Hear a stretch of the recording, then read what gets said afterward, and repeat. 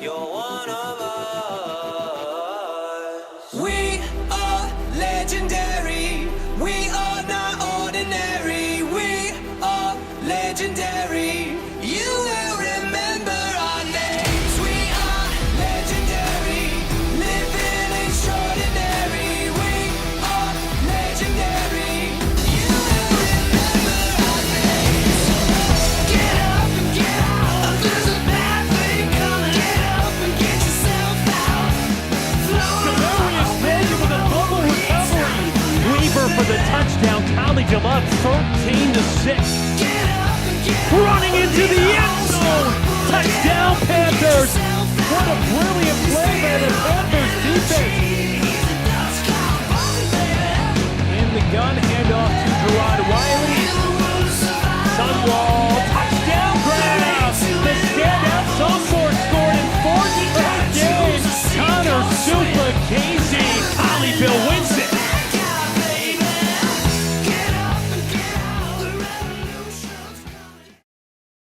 7-2. Bodie Weaver gets rid of it quickly. Deep shot down the field, and it's a touchdown for the Panthers. You mentioned he had 644 receiving yards.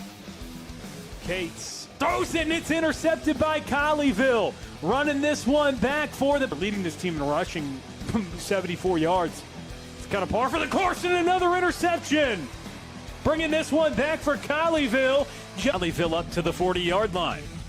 Weaver keeps it here, looks downfield, has Lucas Sunwall, and Lucas Sunwall a contested catch.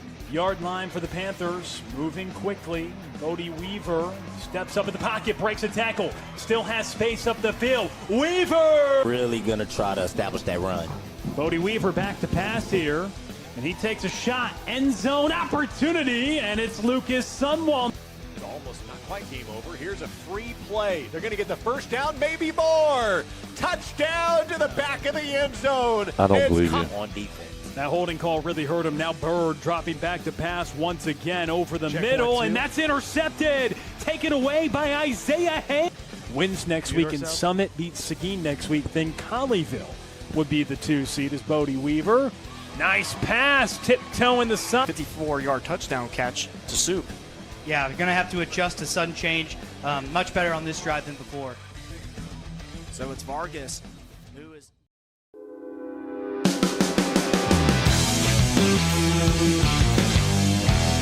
Hello, Colleyville fans. Welcome to the Panther Friday Night Pregame Show. Now from the booth at Panther Stadium. Here are your hosts for tonight's game: Will Connerly, Scott Garner, and Tremel Jeffers.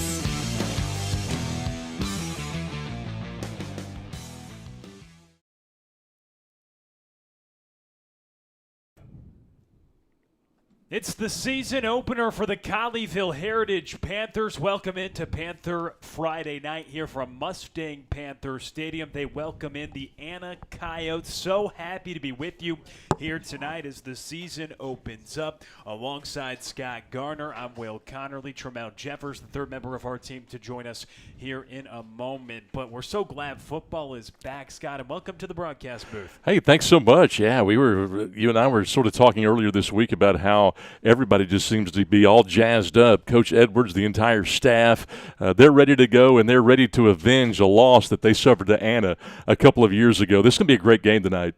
It will be a great game, and that was a tough loss for Colleyville a couple years back. They went up against Anna here at Mustang Panther, and it was a blowout loss for Colleyville in the first round of the playoffs, and it was coming off the heels of a deep postseason run for them. Different cast of characters that we will see on the field here this evening, and we'll tell you all about this Colleyville Heritage program that we've learned throughout the offseason. But for Anna, it's a program that has maintained consistent amount of success. They're ranked 5th right now in the state in 5AD2, so certainly an impressive team to start the year off with. It's a great program. You know, before Seth Parr took this Anna program over, they were 77-129.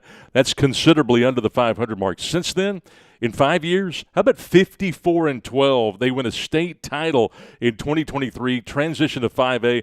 They've got it rolling, Will. They really do, and they have an impressive amount of players that have come into this program to consistently make an impact. A lot of those transfers that we'll talk about here this evening. But for Colleyville, a lot of the attention this summer came from a youngster. Lane Vargas is what a lot of the talk has been about. The sophomore quarterback who dazzled here at the end of the regular season against Grapevine in his first career start when he was able to just light up the scoreboard and 5+ passing touchdowns and 1 total rushing as well. It was just an impressive performance for him. An incredible performance, and did it as a freshman. Can you believe these numbers? 21 of 27 in that start against Grapevine for almost 400 yards, 373 total yards. But as Jerry Edwards has talked about, he's coming into this season and really quite unproven. I mean, I'm sure he's not going to be quite as nervous tonight as he ordinarily would be without that start, but yet still, the butterflies are going. But the one thing that they want to get established early is to get him settled in, get him in rhythm. Both of these two teams run an air raid style, Colleyville a little bit more so than Anna, but they need to get him going early, and you can do that by taking pressure off of him. They hope that Gabriel Bess has a really good season and a good start to tonight for sure. Bess was able to step up and continue to carry some of that load a season ago, running the football. So this offense, they can spread it around. We're really excited to tell you about all these tools that they have on the outside. Lucas Sumwall, Trevi Prycia. 2 names toward the top of that list. Samir Johnson back from injury. There's a lot of talent in that room. Jerry Edwards was really confident when talking about this team's ability to spread the ball around here this season, but the ground game can help establish that and stretch out some defenses. No doubt, and if you keep up with football, you probably keep up with college football like everybody else, and the big news the last couple of months is the fact that Art Briles has been hired by Eastern New Mexico. He's got a huge buyout with that contract. And Trevor Prycia may be a guy that will be playing for Briles pretty soon. They've got him tabbed. We'll see, but he had a great year last year, almost 40 grabs for close to 650 yards. He's going to be their stud, but Sunwall and Johnson are 2 other guys that can really relieve the pressure, because if you try to double one guy, they've got another guy across the field and maybe a drag underneath that's going to really stress some defenses. We'll see how it goes tonight, but they really need to get Vargas going early. Expect some screens and swings to start. That will really help this Panther offense. Well, we'll step aside here and hear from the head coach, Jerry Edwards, here on Panther Friday Night. Do you have a dream of having a pool and a backyard oasis? Well, it's time to talk to the professionals at J. Caldwell Custom Pools. From new construction to remodeling to service and maintenance, J. Caldwell Custom Pools is your custom pool builder and outdoor living design expert, serving you with 2 locations, Hudson Oaks and Fort Worth. Because life is too short for ordinary backyards. Dive in and find out more at jcaldwellcustompools.com. With you here on the pregame show here on Panther Friday Night here on Tradio. Coach Edwards joining us. Coach, football season is here. You've gone through the offseason, the preseason, and now we're at week 1. What are the feelings for you? Super excited. We're chomping at the bits. Our kids have been ready for this moment. Since we walked off the field last year, they put in a lot of work and a lot of time to get back to this moment. And, what a night to start off at Mustang Panther Stadium, the home opener against number 5 Anna. And so our kids are excited and ready for the challenge. Anna comes in with a lot of expectations. When you watch them on film, and I know there's probably not much of it out there, at least for this year's group, what stands out about Anna? Well, they got 6 Division I transfers. And so, as a football team, you got to prepare for those guys. They got to transfer quarterback, transfer running back, transfer offensive lineman, transfer Mike linebacker. And so, when you get all those transfers in, you try to get as much film as you can and much preparation. And so, we just got to do a good job of lining up and executing to our best abilities. What will this game come down to in your eyes? Well, I think, we got to be able to run the football. I think we're able to throw the ball around a little bit. Lane's really good at that with the receiving core that we have. But we do need to establish the run game. And I think, they got a big offensive line and we got to stop the run game. I think, football is a game of running the football, and so which which team can run the ball and which team can slow down the run, I think is a team that, may come out on top. When we look at your offense, you mentioned Lane, but you return a lot on offense. How much will that experience help you going into an opener against one of these top-ranked teams? Well, like you said, we do. We got a lot of weapons around Lane, and Lane does a good job of distributing them out. We got Lucas Sunwall and Trevi Preischer returning from last year, had really productive years. And then we get a chance to see Samir this season. He kind of missed last year due to an injury. He's had a great fall camp. He had a great scrimmage last week, and so you add him to the mix. And then we just got a bunch of guys that can come in and help as well. Reed Hewitt had a great scrimmage last week, and so we're looking for all those guys to step up and make the plays when we need them to make them, 3rd and long or getting in the red zone, and Lane will find them. What have you seen from Lane Vargas during camp? A guy that, I've said this multiple times, but a student of the game, a film junkie,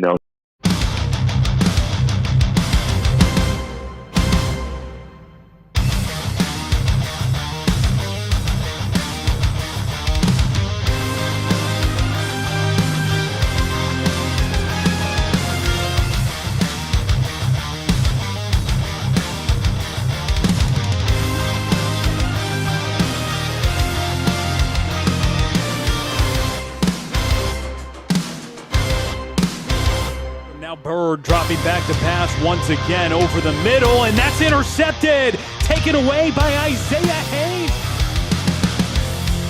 Weaver looking down the field. Trevi Preischer's there. He has it at the 15, running into the end zone.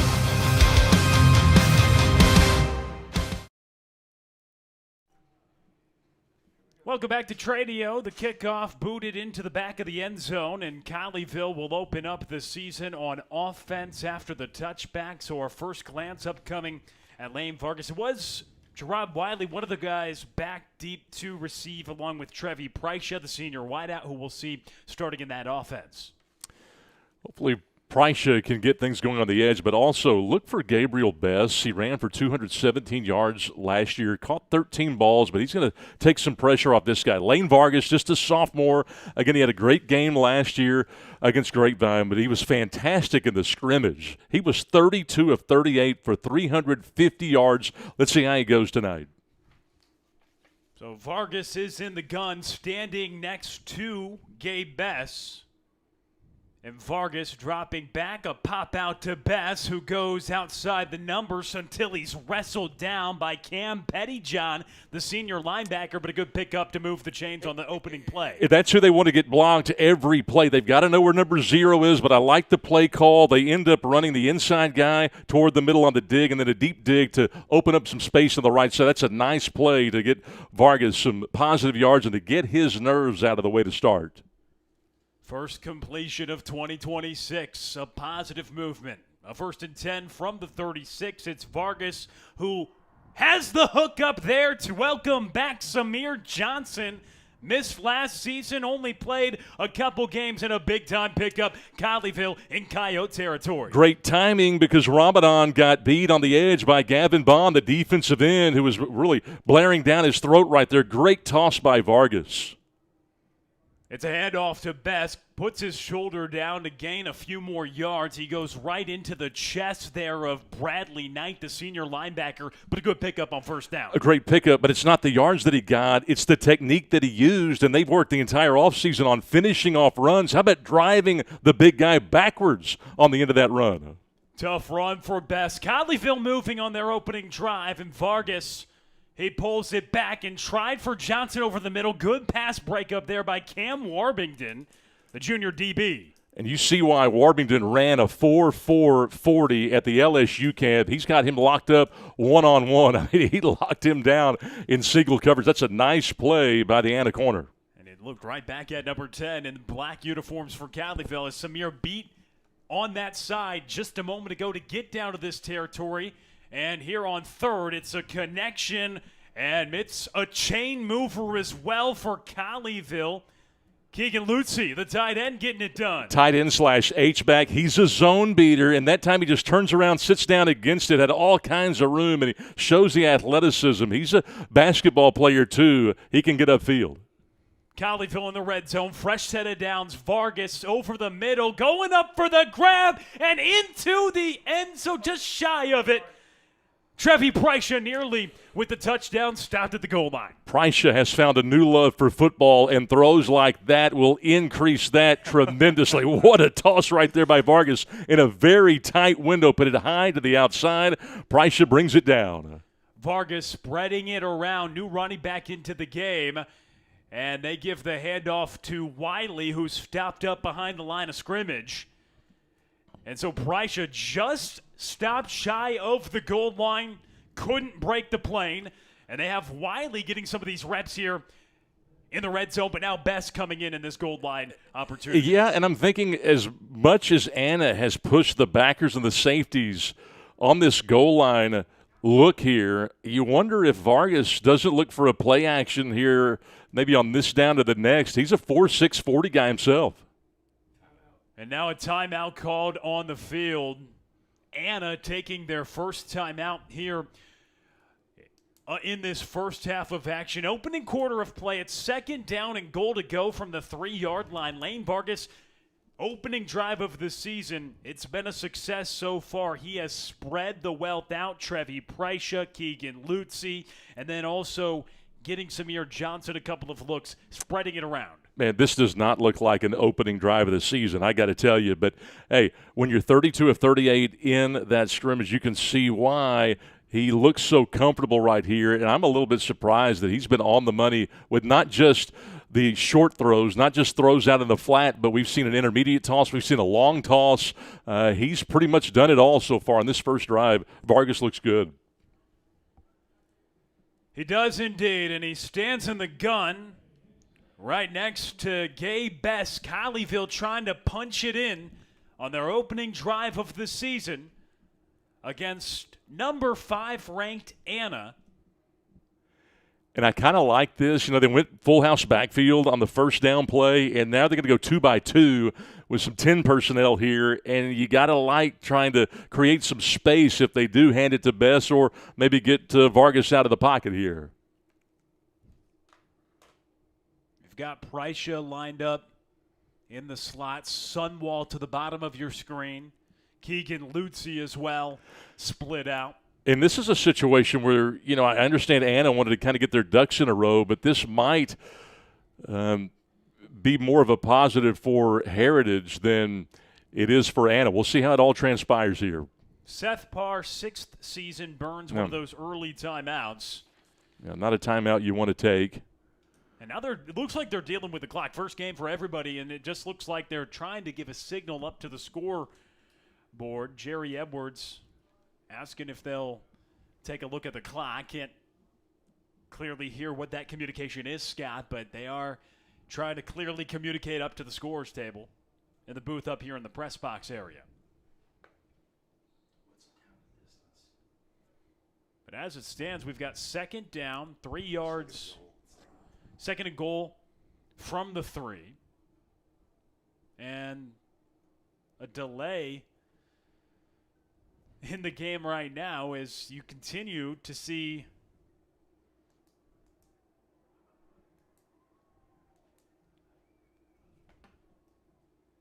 the Panthers ask for some changes, and they eventually get it with 9:57 on the clock.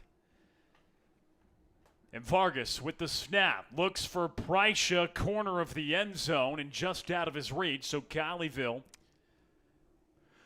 Definitely a pass that was the highest degree of difficulty on the drive so far. They run a little smash route on the right side, and that is a really tough angle. Fortunately, the big press box providing some shade. Otherwise, it'd be right in the sun for that wide receiver. So Vargas in the gun. Bess with the carry, and he gets met right at the goal line, but punches it in, lowers the shoulder through Cam Pettyjohn, and Colleyville gets in the end zone. Gabe Bess for 6. And you got to like Keegan Lutzy with a nice reach block on the edge. Lutzy makes a great catch, very effective catch and run on the middle part of the drive, and then is able to finish it off with a nice block there on the right side. Great job by Lucci. Really firing on all cylinders for Colleyville. You saw some really quality runs from Best. Didn't get the opportunity on the initial look at the goal line, gave it to Wiley, but then Best took it when they needed it and puts it in the end zone. And now a look for the point after here for the Panthers. Andrew Roy up and good. 7-0 Colleyville with 9:48 to go here in the opening quarter.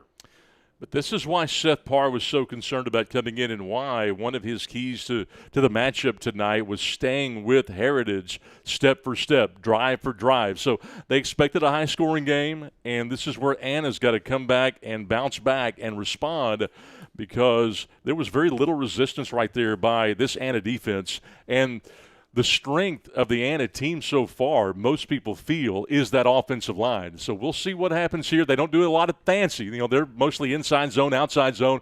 They'll run some quarterback draw. Expect some quarterback draw tonight from this Anna team. But they really do. They need to make certain that they're matching this Heritage team step for step. This Colleyville team looks good.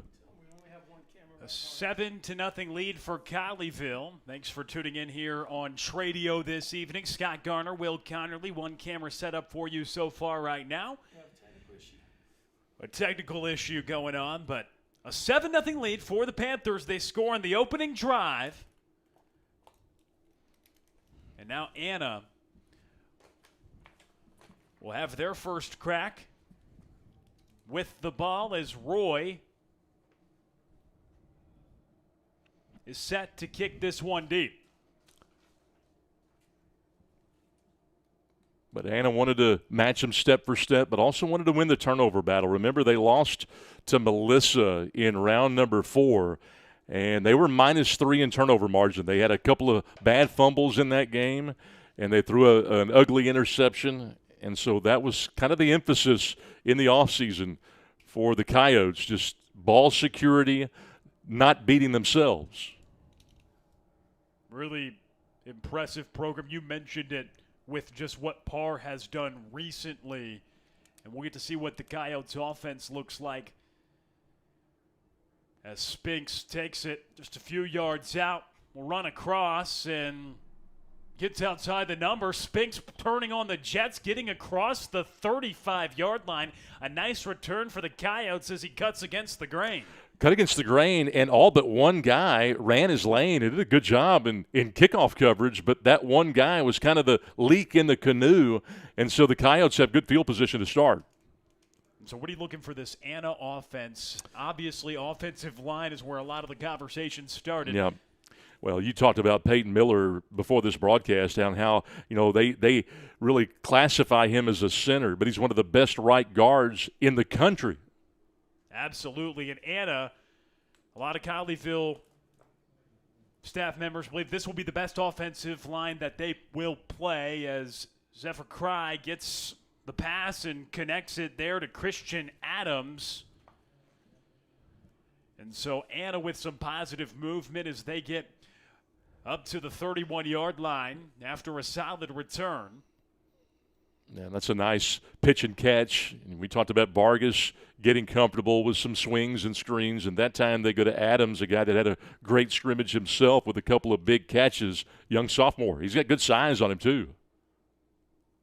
So here's Cry in the gun. He gives it out in the flat off to Jules Carter, and he moves across the 35-yard line, just shy of the 40, enough to move the chain. Rashad Moore is a guy that's tough as nails. He's going to catch a lot of balls for this Coyotes team, but that time a nice block on the aforementioned swing pass that we hypothesized might be taking place. And so they do go swing into the boundary, and it's Moore, who, again, usually does it with his hands, a nice block on the edge to move the sticks. 1st and 10 from the 40-yard line. Cry in that shotgun. Gives it off to Carter. First time he can tote the rock, and he gets stopped by the Panthers linebacker coming in to make the play. Will Kennedy right off that side to make that initial stop. Panthers run an ET twist, and it kind of worked against them. You usually run that when you're trying to get to the quarterback, but that time the guard kind of switched places with the tackle, and it opened up a little bit of a running lane. That's a nice 5-yard pickup on first down for the Coyotes. First down, 5 yards to go. Football at the 45-yard line. Carter standing next to Cry. Barks out some signals to Carter. And Cry, handoff right up the middle. And good play made right out front for Colleyville to get a stop. Gio Derby doing a big-time job up front. It's a nice run there for Jules Carter. 5'11", 200. He's a transfer in from Cedar Hill, 3-star running back, and he can get downhill. Again, you're not going to see anything fancy from the Coyotes. There are a lot of inside zone, outside zone, and they'll run some wham occasionally, but they don't do a lot of gap scheme, and they like to get Jules a big head of steam. He's looking for a cutback lane. Nice pickup on that last play. So Anna will take their second timeout here in this first half. 7:23 to go in the opening quarter. 7-0 Panthers are leading.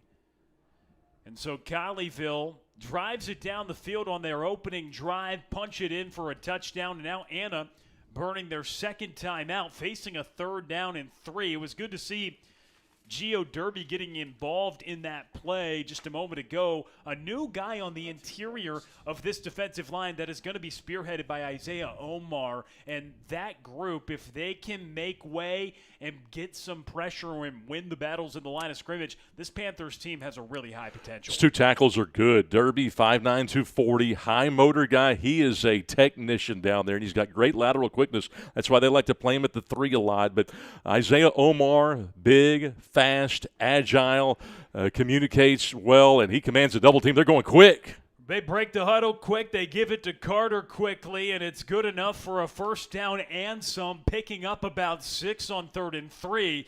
How about that tactic? Break the huddle and go. Break the huddle and go. They snapped the ball before everybody was set. That's a nice job right there by the Coyotes to catch them off guard. Had to burn a timeout to get that organized. But how about the inside zone? Everything's simple, and there was just a big wave. That's why everybody said, hey, this Anna offensive line is the best that they'll face all year. Got some studs up front. 3 Division I offensive linemen, including one of the best in the country, but that O-line might have moved early on that occasion. Yeah, Hayden Fleming, that right tackle, rocked out of his stance.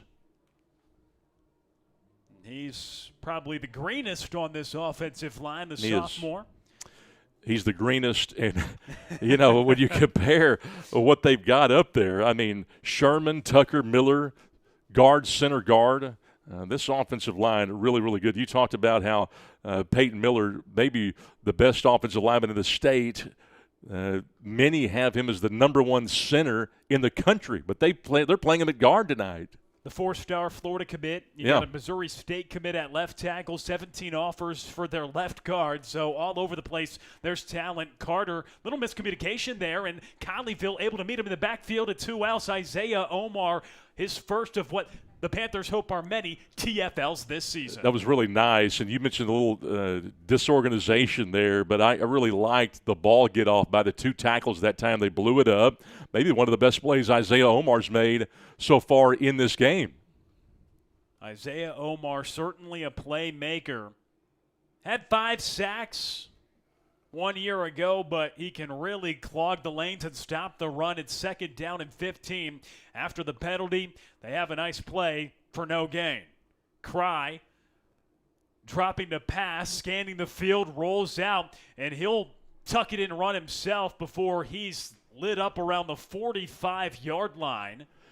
Well, Isaiah Haynes got shoved right in the back by Sean Sherman. I kept looking back at the referee to see if he was going to throw a block in the back. He never did. But that was a nice heads-up job by the defensive line. They sniffed out the screen immediately. But still, the Coyotes able to execute. The Coyotes moving things forward here. Mustang Panther Stadium, 2026 season opener. And Cry hit outside to Carter, turns up the field and will get a first down as he just was able to beat it off the break. Will Kennedy unable to keep up with him. He was. He was a backup linebacker, and they brought the safety blitz that time. I thought that the QB did a great job, Cry, of getting the ball out on time, but Kennedy gave him a little bit too much cushion.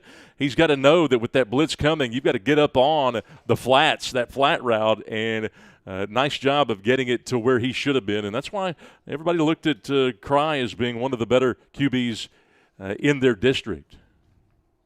And a very impressive team. You mentioned Melissa. That's who Colleyville bowed out to as well in the postseason 1 year ago, just like Anna. As Cry takes it himself, and he's going to drag his defender with him for a couple yards and right in on the action. Once again, Gio Derby making his name known pretty early here in this season opener for the junior. It was just a little lead play that time. We mentioned you're going to see some inside zone, outside zone, and a quarterback draw occasionally, but that was really a quarterback lead. And that offensive line, it's just very hard to stymie them. Their first step quickness, the punch from Miller, Tucker, and Sherman is very violent. You can see why so many are looking at this O-line as being one of the best in the country.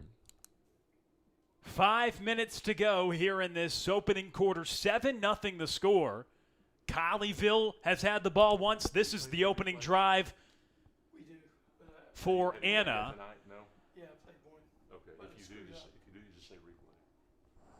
And a timeout called. Anna calls a timeout, so they take their third and final timeout, and it's their opening drive on offense. So they're out of timeouts for the half. Unofficially, the ninth play of the drive coming up for this Anna team. We talked about how they needed to match the Heritage offense, and Colleyville Heritage with the two big explosive plays on their opening drive. And Anna has yet to really do that. This has been more methodical. But we mentioned Heritage is certainly more air raid style than Anna, even though Anna will spread you out laterally, horizontally. But they've been doing a lot of short stuff and inside zone, outside zone, been running the ball a little bit more. Doesn't look like they'll have a run here. Empty backfield unless Cry will keep it himself. And it's a quick hit to the outside, and Colleyville reads that one well. They were looking for Parker. They found him, but the Panthers are all over that one.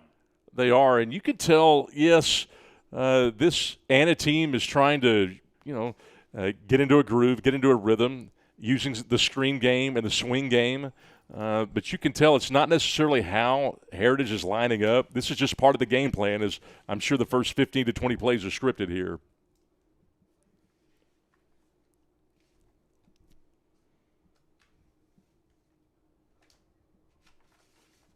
Second and 10 here for Cry.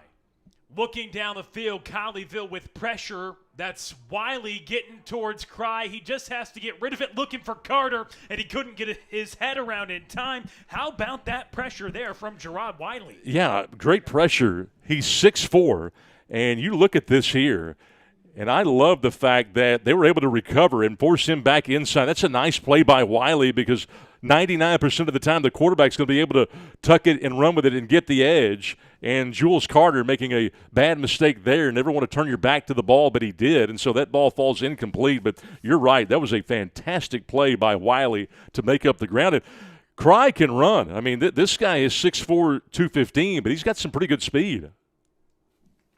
Big spot here, 3rd and 10. Cry drops back. Omar with the pressure, and he has a hit on the outside, caught at the 25-yard line and cutting up the field. What a big-time completion there. It goes for a first down, and Anna has their man step up, Cormand Houston, when they needed it for the sophomore. Houston just got lost right there. He's a big kid, young guy, and as a freshman, he learned how to get off to a good release, and that time just able to catch it in no man's land, nobody covering him. Coyotes moving under 3 to go here in the first quarter. Colleyville showing a blitz. They just bring 4, and they have a hit to Carter to the outside. He'll walk into the end zone, and the Coyotes answer. A huge third down conversion to Houston leads to a 15-yard touchdown pitch and catch to Jules Carter. And almost unfair that time with the running back Carter circling out of the backfield. He was matched up with Caden Wise. That is a tough assignment. There's no way that Wise can cover him, and he just had too much ground to gain, and great speed right there by Carter. He's really good in the flats, runs a 10-9 100-yard dash, and he puts the touchdown up.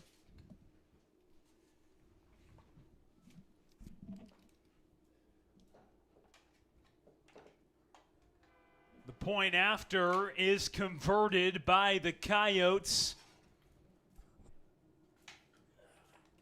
Desmar Morrow-Quinn splitting the uprights. We're tied at 7. So each team has had the ball once, and each team has a touchdown, a 15-yard touchdown reception by Jules Carter, and a very talented athlete in the backfield for them. Does a little bit of everything. We saw him carry the ball, but it's one drive either side. Your initial impressions of this game, you said perhaps we see some fireworks and a high-scoring affair. Well, the opening sequence has shown that. It has, and it looks like a game one for both defenses here, just trying to get lined up. Anna's already had to call a timeout on defense. And two, the timing just has not quite been there. Occasionally, it's just kind of hit and miss. Sometimes it looks good, other times it doesn't. But I think once you get past this first half and get into the second half, these two offenses are going to look crisp. But both they scored. I mean, how can you complain about that? And it's off. That kickoff looking crisp. It goes through the uprights. What a boot right there by the kicker, number 82, Desmar Morrow-Quinn, the senior kicker. He is known to have a big leg, and a lot of the previews going into this season said if Anna is in a tight game late, he is an absolute weapon for them. I think we saw it there on the kickoff. I haven't seen a high school kid with that kind of leg in quite some time. That's impressive. So 81 yards on the opening drive for Anna, 75 for Colleyville. Vargas went 4 of 6 for 71 of those 75 yards, a lot of the work through the air. And they're out for their second drive, as we're knotted at 7 with 2:42 to go. You mentioned Anna called a timeout. In fact, they've called all 3 here so far in the opening quarter, as Best motions out in the backfield, but Vargas looks over the middle. It's tipped and it's picked off there by the Coyotes. Going the other way now is Carter Mundine, and he has it for a INT, and the Coyotes are on the edge of the red zone now for their second drive. Yeah, anytime that ball gets tipped, it's not good for the quarterback, especially a young guy. I'm sure he was his stomach probably sank that time, but I'm not certain that he was actually open. That was a tough pass to make, and when it got tipped and got volleyballed up into the air, it was easy pickings. And remember the last time that these two teams matched up, it was a tight game. It was a 10-7 game at halftime, and then Anna came out with 28 fourth-quarter points. Did that utilizing the turnover, and so obviously the turnover battle is going to be huge. It's one reason why Seth Parr made mention of that early in our conversation. So Anna will start at Colleyville's 22-yard line after the interception, and they go right back to the outside, and they get a couple yards on the pickup. As they go back to Houston, who had that big completion on that third down that set up the touchdown connection to Jules Carter. And, both of these two teams know that the other is a very tough Week 1 matchup. This Anna team is the 5th-ranked team in the state. Colleyville Heritage knows that, they have set up a tough schedule, but that's what they wanted to do. They wanted to get used to this tough competition, so when the playoffs rolled around, they were used to it. Cry standing next to Carter, who will take it, and they get a huge hole up the middle, and Carter with a really nice first down gain, and he'll pick up enough to move the chains on that occasion. Jules Carter could drive a truck through that big hole that he had up the middle. And the thing is, who wouldn't want to run behind this offensive line? I mean, Carter's big, fast, and explosive, but he wasn't touched until he was 6 yards downfield. I mean, they run a little simple RPO. That's an easy read for the quarterback Cry.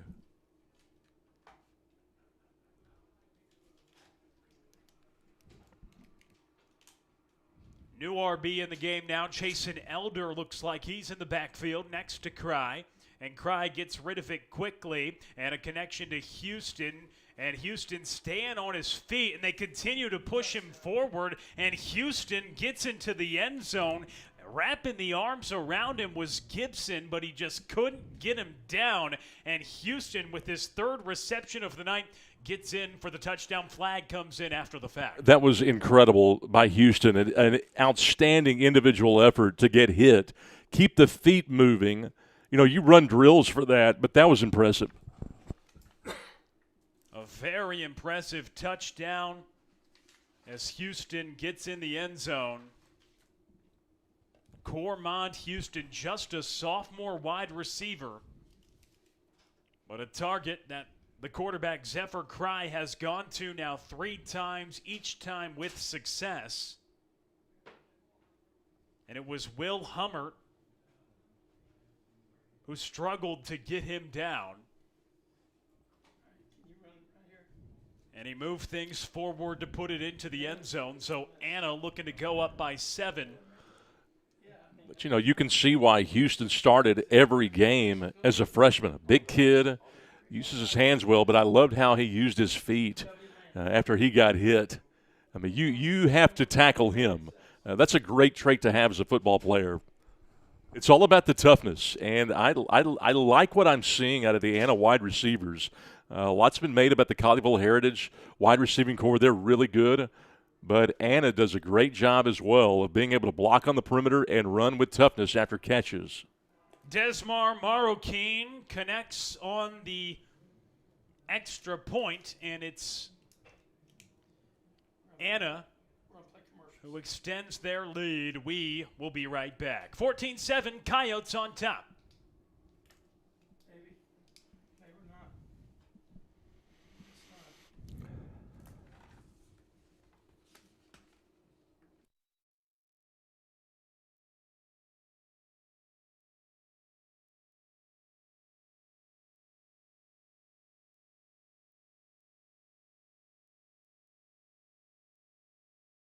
Compass Church is for you.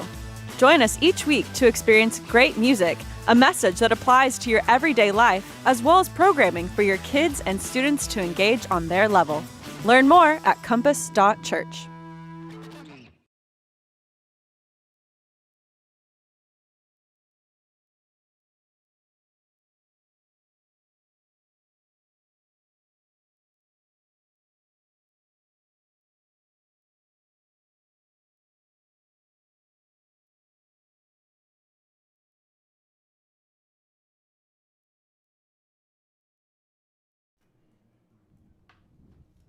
So after the touchdown, it was a penalty flag.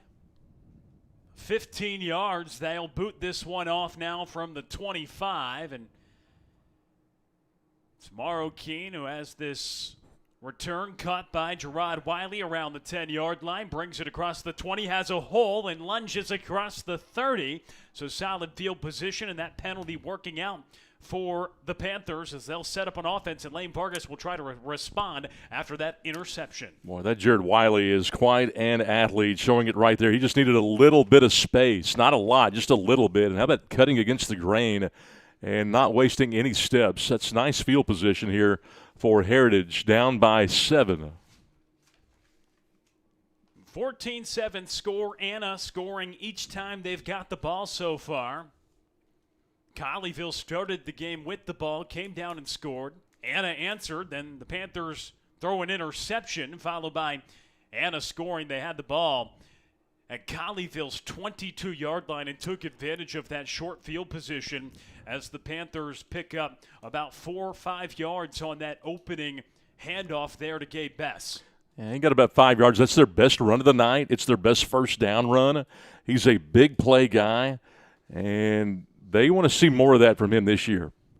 Vargas has to escape some pressure, And rolling outside the pocket and hooking up with his target, that's Reed Hewitt with his first reception here of the season. Another target that this Panther staff is really excited about. But how about Cam Pettijohn going inside of the tackle on the backside? Mahanan Ramadan had his hands full right there and just could not slow him up hardly at all. Bess handoff up the middle, just gets tripped up, had a big hole, still was able to have a solid gain as he bursts through the hole, picks up about 5, and second and medium upcoming for the Panthers on the other side of the quarter. That'll bring us to the end of the first quarter of action here from Mustang Panther Stadium. Anna 14, Colleyville 7. We will be right back. Chevrolet, #1 in the world, 3rd straight year, 12 times total. A celebration of helping thousands of Texans upgrade for less. Now it's your turn. Limited time. A special selection of new Chevys priced below market value. A parade of savings to give you real relief. Plus, with more for your trade, you could upgrade to a lower payment. Stop searching. Start saving. Visit ClassicChevrolet.com.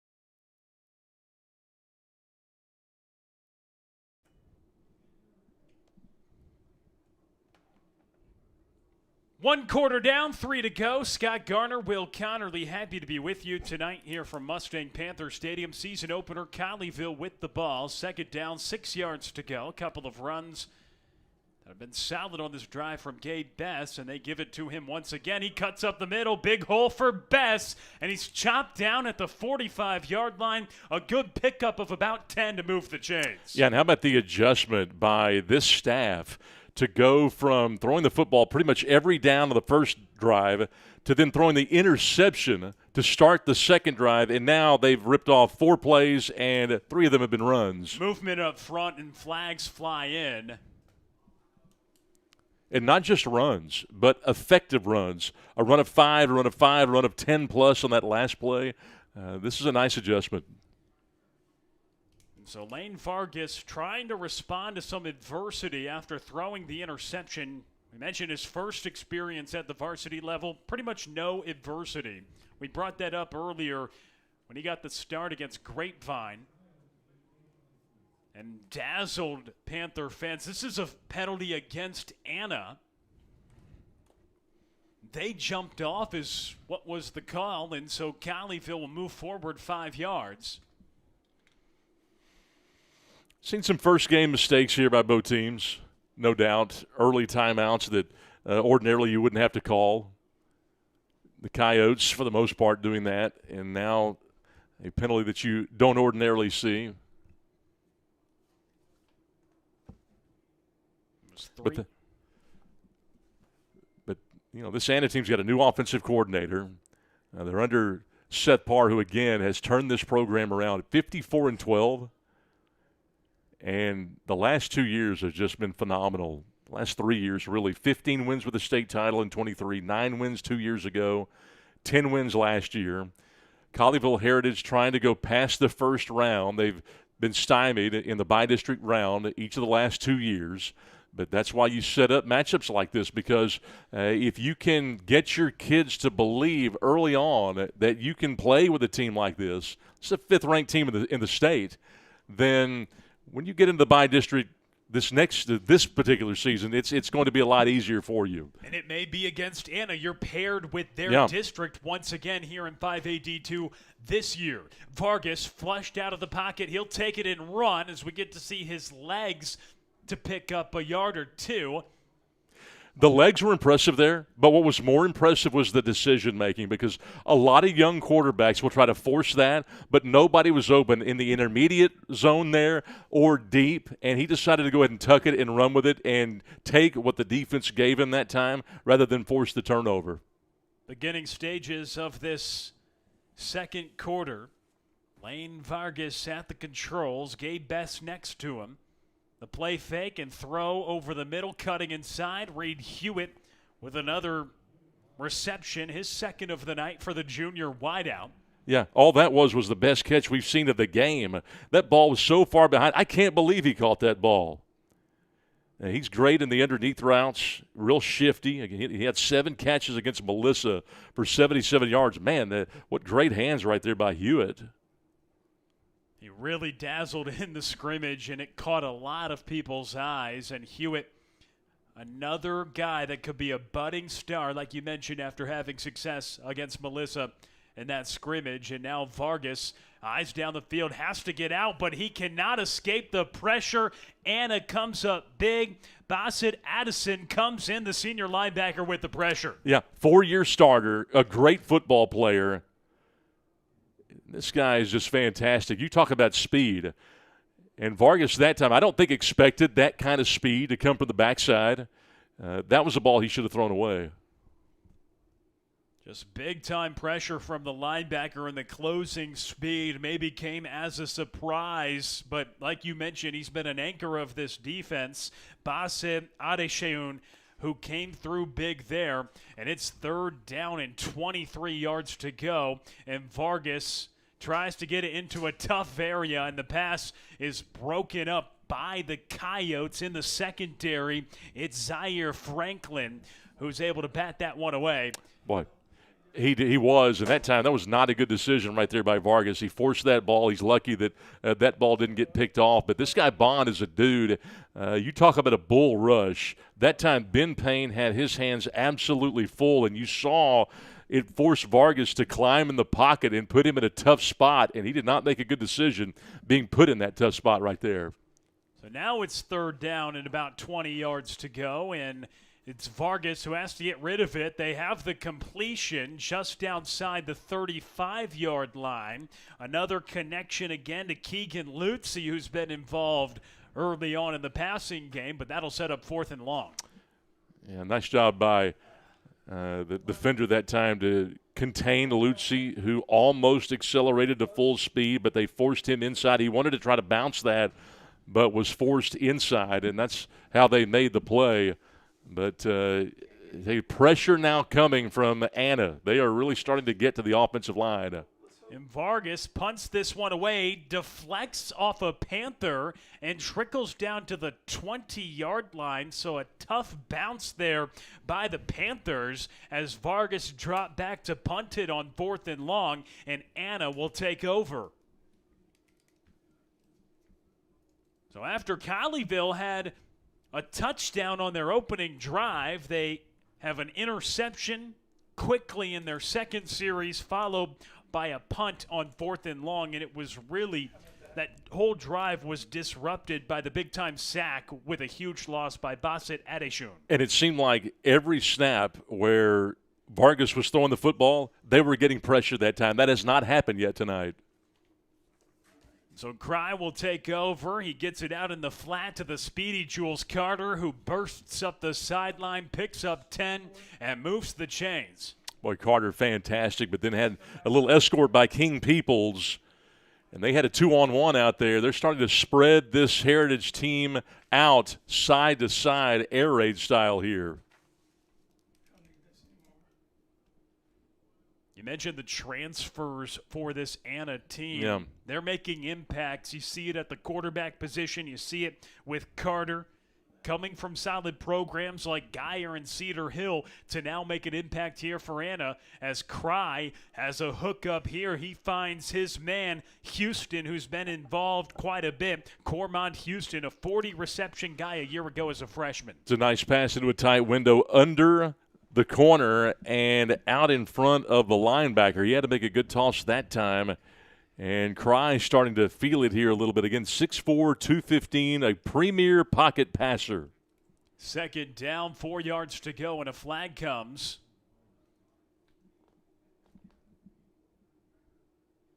A false start against the Coyotes, so they'll move back 5 yards.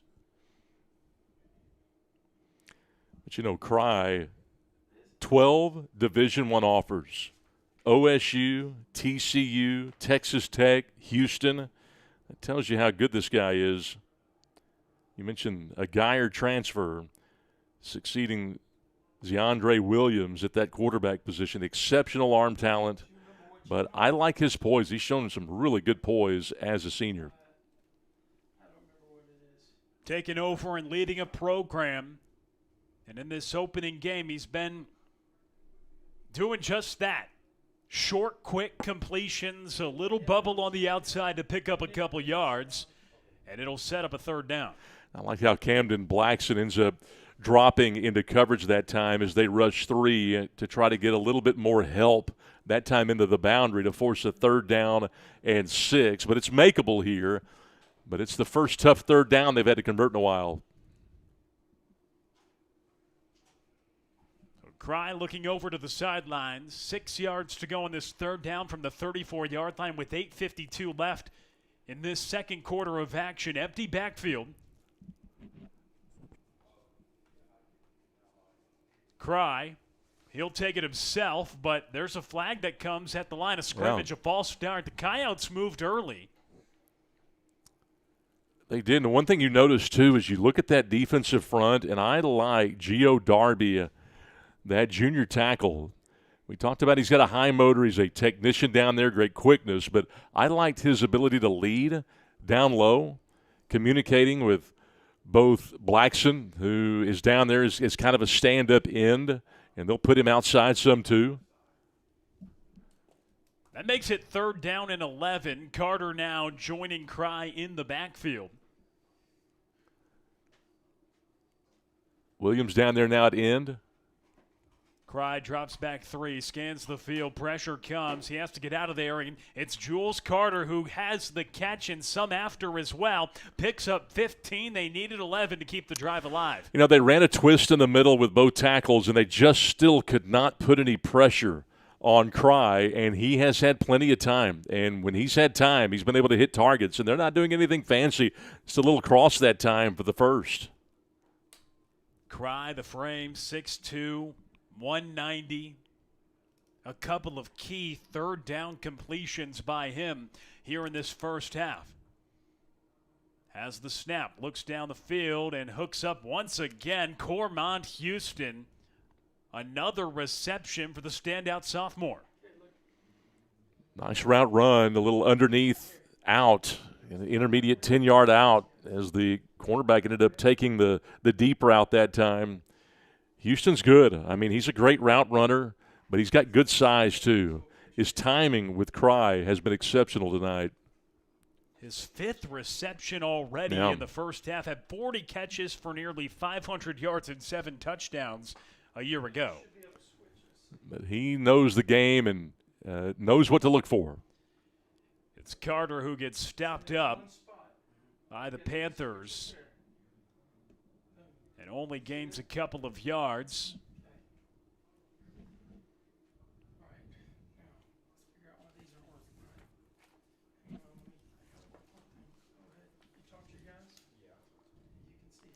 And we mentioned the new offensive coordinator, Victor Rodriguez.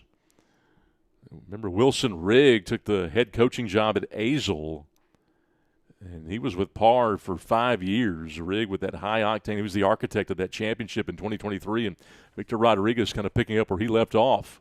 Cry takes a bomb shot down the field, and it's incomplete. Good coverage there by Jordan Crawford. First time they really tried to take the top off the defense, and it was unsuccessful. It is. You know, they kind of lull you to sleep with some of the intermediate stuff that they do, the swings, and we've seen some draws here. But that time, you're right, they go up the seam to try to catch them off guard. And they had the matchup they wanted. I mean, Crawford's a number 2. I mean, he's a second-string guy and 2 on the depth chart. And they've got the guys to do it. It was Jaden Mercado who was the target on that occasion. Another 3rd down. Anna's completed a couple of 3rd and longs so far in the first half, and now Cry will take it himself. He cuts up the middle and breaks multiple tackles down to the 25-yard line, eventually stopped by Gerard Wiley, but not before he picked up about 15 yards. This Peyton Miller's exceptional. I mean, there's no else to describe it. I mean, a 4-star guy.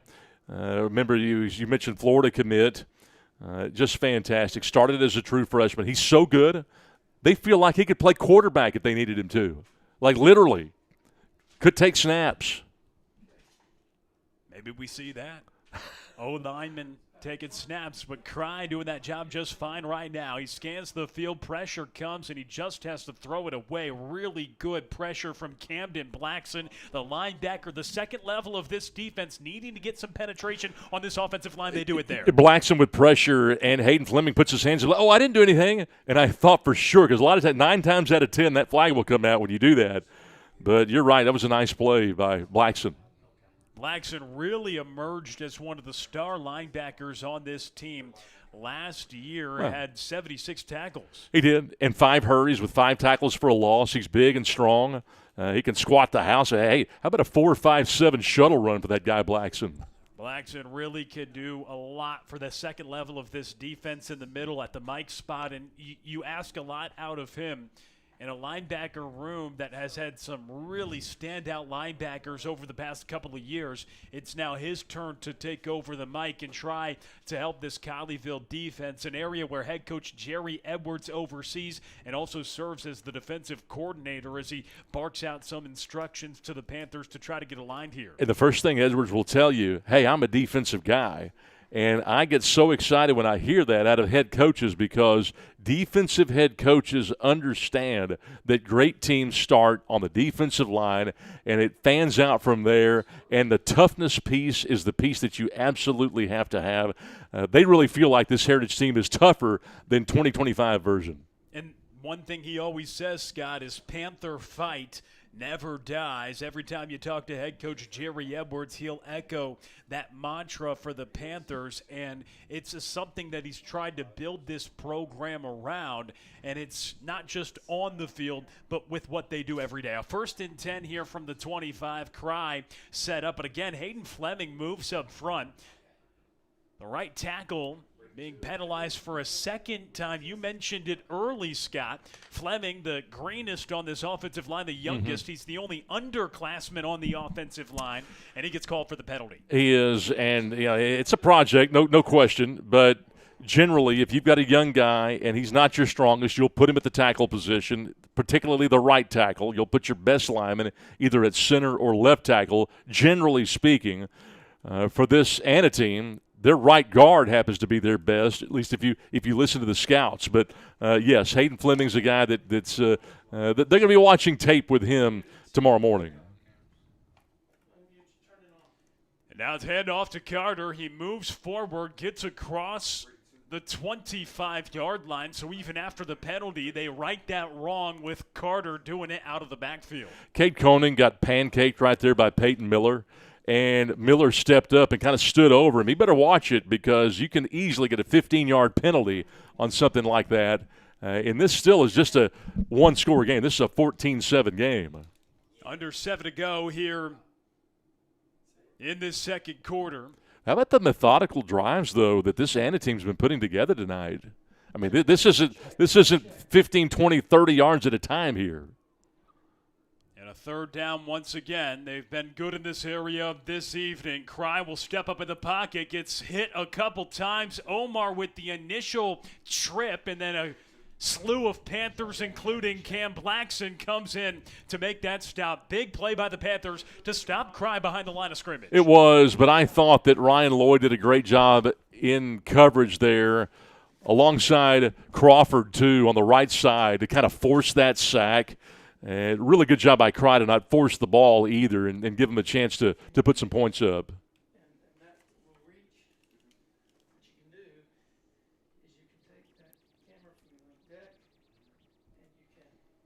So a field goal try now, a 41-yard attempt.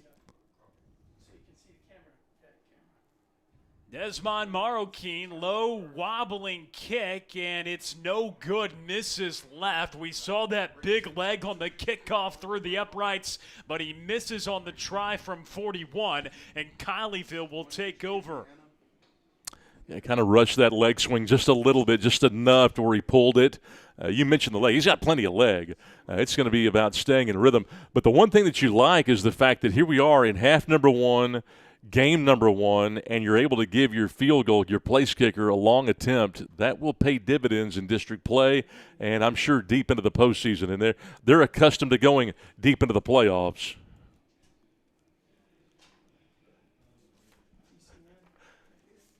So Colleyville now has it, setting up shop at their own 24-yard line. Vargas hit to the outside. Good completion there to Trevi Prycia. Pick it up a few yards all the way up to the 29-yard line. Running some GH counter that time to try to freeze some backers and throw the timing route out to Prycia, who makes the grab, and that's a nice 5-yard pickup on first down. That's almost an extension of the run game.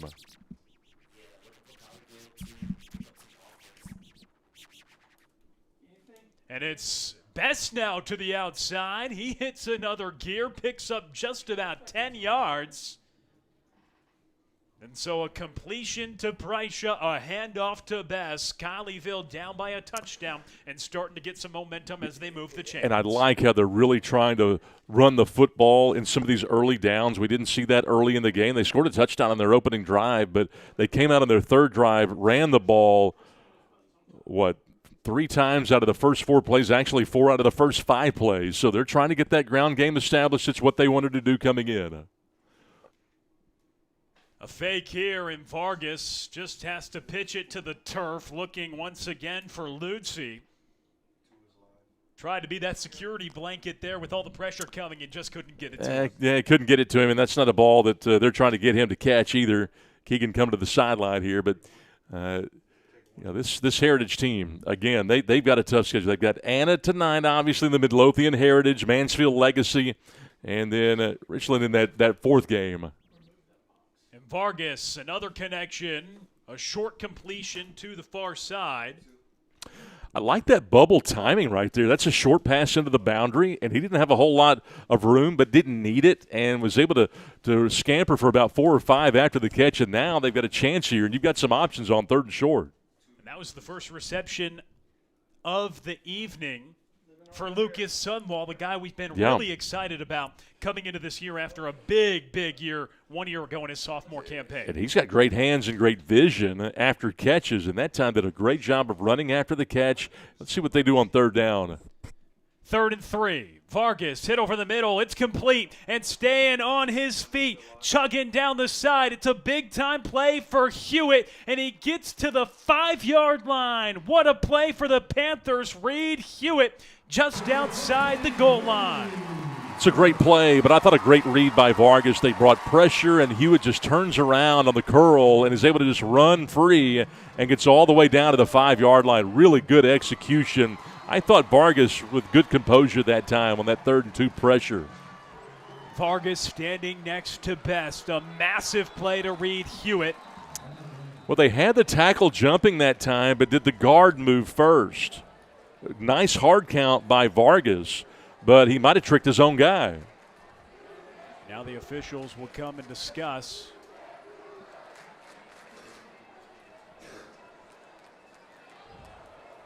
And a false start against the Panthers. Well, the Panther coaching staff is in our booth next to us. They're surprised because they saw the hard count. Maybe they thought that the tackle made contact with the guard. I think Jerry Edwards wants an explanation too.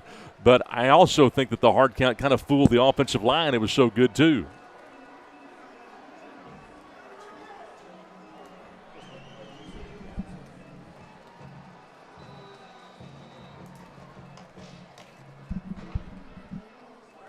.420 to go in this second quarter.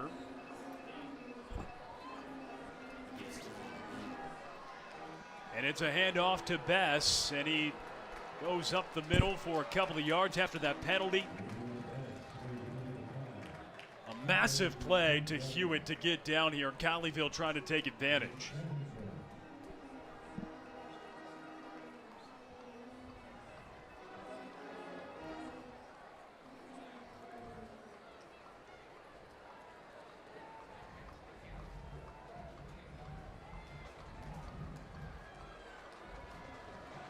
And Vargas with the snap, hit to the outside and making the grab, but tumbling down.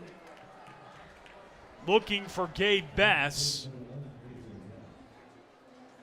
Yeah, and he's upset with himself because if he'd have just caught that in stride a little bit, he'd have been able to keep his balance and get to the end zone. Flo went to the right, and they throw it back to the left, and they had a sure touchdown right there if that's a good toss and a catch and run. Just over 3 minutes to go in this second quarter. A massive third down. Vargas going for the end zone, and it's incomplete, but a flag comes in. They were eyeballing Lucas Sunwall in the corner of the end zone, and the yellow laundry coming out looks like a PI. You can make some contact, but you can't displace him like that. And Joku, number 21, shoved him as that ball was coming down. He doesn't like the call, but I thought it was a pretty easy call there by the official. Lucas Sunwall, you mentioned his hands. He had a knack for the end zone, grabbing 8 touchdowns 1 season ago. Yeah, district newcomer of the year last year. He knows how to play, and he knew immediately that flag should come out, and he kind of sold it too.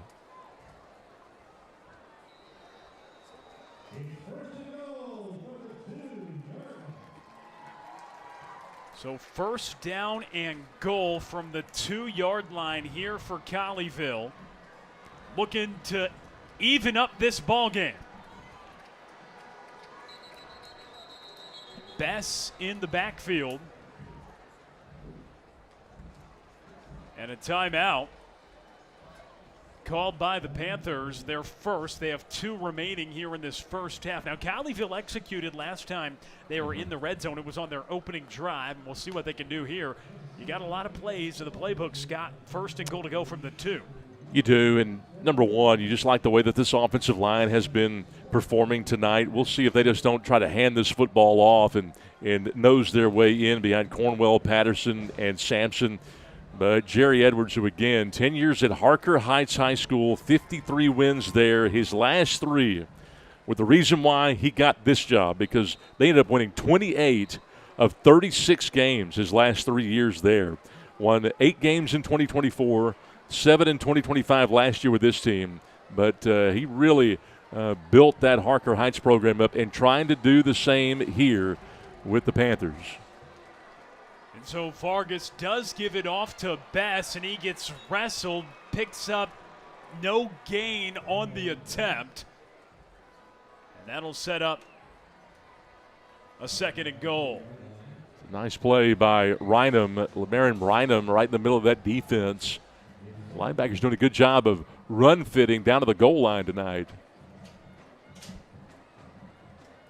So Bess standing next to Lane Vargas. Vargas back to pass, goes to the corner of the end zone, and it's Trevi Prycia. Colleyville, a PAT away from tying this game. And that's the same play that they ran down here on the other goal line. Same exact play. That's a tough angle.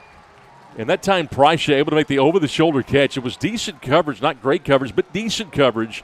And it took a good throw to convert, and it was a good one there by Vargas. The drive was set up and highlighted by a sensational catch and run by Reed Hewitt. And then Trevi Prycia gets the job done. A short pass for a touchdown. And Lane Vargas orchestrates a quality drive. The PAT is converted by Andrew Roy, and we are knotted up 14-14 with 2:26 to go. What an opening game to start this season between two very hungry teams coming into this year. Quarterbacks have been really, really good tonight on both sides. Been impressed with Vargas. I mean, he threw the interception earlier on a ball that probably shouldn't have been thrown. It was thrown into traffic. It got volleyballed up into the air. But Vargas now 12 of 17 for the game, 160 yards here in the first half. He's got the touchdown pass now to go along with the interception, but he looks solid. Cry on the other side, 13 of 16, 115 yards. These two quarterbacks, again, trying to get into a groove. But you have to like the fact that Colleyville Heritage hanging with this Anna team. This is the 5th-ranked team in the state here. And to be able to do this in week 1, I think it sets the table for your succeeding non-district games for sure, but certainly getting into district play. I don't think you have to win this ball game to get that feeling of success, but you certainly like to, especially the way that your offense has been playing tonight. And it would just be a tone setter for the rest of the year. You always want to win when you put the pads on, but talking with Jerry Edwards this week, he said, it's an interesting season because the district is different this year. We get 4 non-district games opposed to 2, and so those are more games that don't have the consequences on if you win or lose. It doesn't affect your position for the postseason. Well, consequences for the postseason, as you mentioned, getting to the playoffs. However, these non-district games are very, very important. Ask Anna's head coach, Seth Parr, who has a hard time now after winning that state championship of just getting games scheduled. I mean, who wants to come in and play the number 5 team in the state right off the bat? Because most teams, you look at what Alabama does every year. Alabama's not playing Ohio State in week 1 every year. They're playing Eastern Tennessee or whoever they can schedule. They're trying to get wins early because they're trying to get confidence. They're trying to work out the timing. And you got to take your hat off to Jerry Edwards for even scheduling Anna here, and he thinks it's going to help him, though. Knotted at 14 with 2:26 to go in this second quarter. And Cry with the handoff. Huge hole for Carter, and he's off to the races. Looks like Carter will have a big-time gain. Eventually gets wrestled down by Wiley around the 5. A flag comes in as well, and Carter marches right down the field. Flag came in at the tail end of that massive run by Carter, so some explosive plays starting to open up. You saw Reed Hewitt with a 53-yard reception for Colleyville on their last drive to set up a touchdown, and Carter with a monstrous run as well. Here. Yeah, and got to be disappointing for Jerry Edwards, who calls the plays on defense. They got the face mask here, and it's going to be, how about against Anna? So that will back them up. Carter getting called for the face mask on that attempted stiff arm of Gerard Wiley. How about that? And Wiley had to chase it to even disrupt that run, or it could have gone for a touchdown. But either way, they back up. Colleyville catching a break. We'll see if the defense can come up with a stand. They forced a field goal try that was unsuccessful when Anna got in this area last time. But Jared Wiley, who's chasing you, and he's the anchor of your 4x100-meter relay team, a relay team that set a school record 41.54 seconds last year, and he can hardly catch you. I mean, how fast is that running back Carter? Extremely fast. Is that a good answer for you, Scott? I was wondering if Wiley was going to be big enough to even bring him down. You see that size mismatch? Carter's standout from Cedar Hill. Now here at Anna, and looks like he'll be a big-time leader of this offense, along with Cry, who came in from Geyer, a 1st and 10. They give it off to Carter. Wiley the first to hit him, but he lunges forward for 2 more yards after the fact. And gets to the 25-yard line. It's Wiley who's down there, but that offensive line, it's so hard to even get a solid ball get off and not get pushed backwards. But that time, Wiley having a hard time slowing him up, and this offensive line is hard to contend with. 2-minute timeout on the docket now. 2 minutes left here in this first half of action. A 14-14 score. We've seen some explosive plays here in the second quarter. Reed Hewitt's 53-yard grab that just set up the game-tying touchdown as Lane Vargas found Trevi Preisha. But Jules Carter answers right back with a massive run to get Anna into Panther territory. They face a 2nd and 6 here. Yeah, and a massive win would just to hold this Anna team to 3. I mean, if you can not give up a touchdown going into the locker room, you've got to feel like you've won this drive, considering the explosive play that started this thing with 73 yards, I believe it was, after the penalty. for Colleyville as well. You do have a couple timeouts remaining, so if you can get a stop, you do have some opportunity left to try to get something on the board before you hit the locker room, as you were the team that started the first half with the ball. Anna set to receive this second half kickoff, so they're trying to double back and end the first half with the ball and start the second half with the football, but they face a 2nd and 6 here from the 25-yard line. What's interesting, Jerry Edwards talked about how this team is going to test you deep. Anna can throw the football. You got to win the one-on-one battles. But on this particular drive and the preceding one, they did a good job on the ground too. So Cry claps his hands, gets the pass, and sends it out to Carter, who lunges forward, tries to hurdle his defender, and Will Hummer, who absorbed him to bring him down, in an acrobatic play there by Jules Carter. Yeah, and I thought Isaiah Haynes was going to run the alley and get to the point of attack, but he just didn't. You had one Coyote blocking 2 Panthers there, essentially, and they're able to get down to the 12-yard line. So a fresh set of downs, a dozen yards to go to get into the end zone for the Coyotes. Can the Panthers come up with a red zone stand?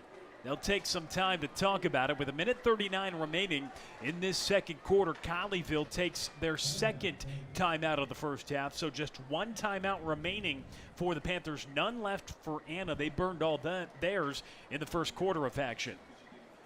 And you look at the score being tied, but you look at total yards, and Anna's got 252 here in the first half. Well on pace to supersede their average from last year. This Anna team averaged 413 yards per game, threw it for 238, ran it for 175, but on pace for well over 500 yards tonight. They're not done. Still got $1:39 to go here in this first half. But again, there's some of the backers struggling to get to the point of attack here on this drive for Colleyville Heritage. You've got to do what you can to try to keep them out of the end zone, because you don't want them to have momentum going into the locker room with a 7-point lead. They've done a lot of those yards on the ground as well. 124 on the ground compared to just 19 rushing yards for Colleyville. They're nearly getting 10 yards a carry so far in this first half. Nobody in the backfield right now, though, for Zephyr Cry. Got to watch the draw here. And he does just that, and he'll go into the end zone untouched. You said watch out for the draw, and Cry knew it. He runs into the end zone from 12 yards out, and Anna goes on top, 20-14 pending the extra point. You could just tell by the formation, and you could tell by the forward lean by Cry before he took the snap that that's what was coming. And when he got past the defensive front, there wasn't a linebacker there. There was nobody in the second level, nobody in the third level. And so the quarterback draw pays dividends for the Coyotes. But the good news is you still got 95 seconds to go until halftime. Desmar Marroquin will line up to take this extra point. And after missing a field goal try from 41 yards out, he knocks that one through. So Zephyr Cry making a good impression on Coyote fans. He throws for a couple scores, runs one in as well, and Anna leads 21-14 with 1:35 remaining in the first half of action. Colleyville with one timeout remaining. Can they put something together to get into a position to put points on the board before the half expires? Now, Lane Vargas has had a good first half, 12 of 17, 159 yards. He's thrown the short ball well. He's thrown the swings and screens nicely. Intermediate throws have been there. The deep ball, he's thrown the deep ball pretty well. We'll see how he approaches this, but it's important to execute. But at the same time, you don't want to turn the ball over either. He's forced a couple of balls. He's had a couple of bad reads, especially when he's been pressured tonight. One came when he stepped up in the pocket, did what he should have done on that, but, again, trying to force a ball too. So, I'm anxious to see how this Heritage team operates against the number 5 team in a stressed environment here in the next 95 seconds. Speaking of Vargas, we'll have Michael Vargas join us at halftime, talking about the Colleyville Heritage Panther Booster Club as well. So Good. looking forward to that. Great tease by Scott Garner looking ahead. But first, we'll get to see what he can do operating this offense with 1:35 to go in this second quarter. Well, they mentioned he's a bit unproven, but, man, was he not good in that scrimmage. 32 of 38, 350 yards. 247 Sports has him as the number 2 prospect. That's pretty I would say just as good of advertising as you can do from a quarterback position, and highly talented.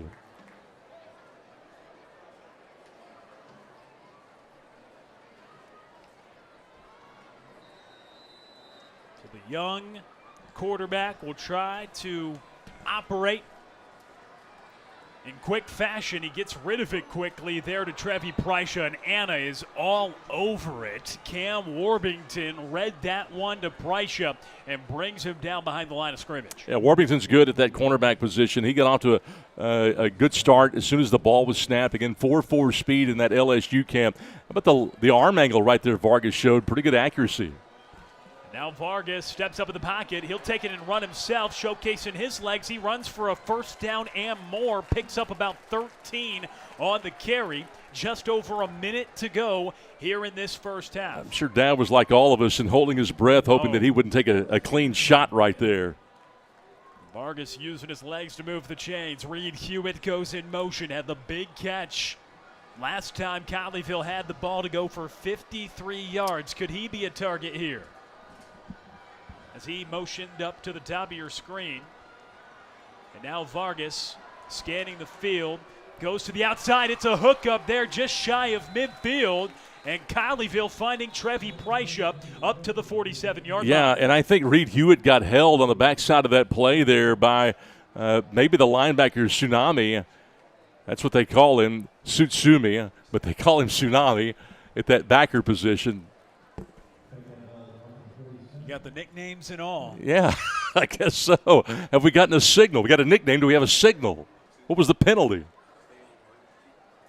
There was a defensive hold. So that'll automatically put Colleyville forward. Already was going to be a fresh set, but they'll be even closer now. Hey, that's a nice completion, too. They drop 8 in coverage. You don't expect to get that kind of pressure late when they're rushing through. That's how athletic this Anna defensive front is.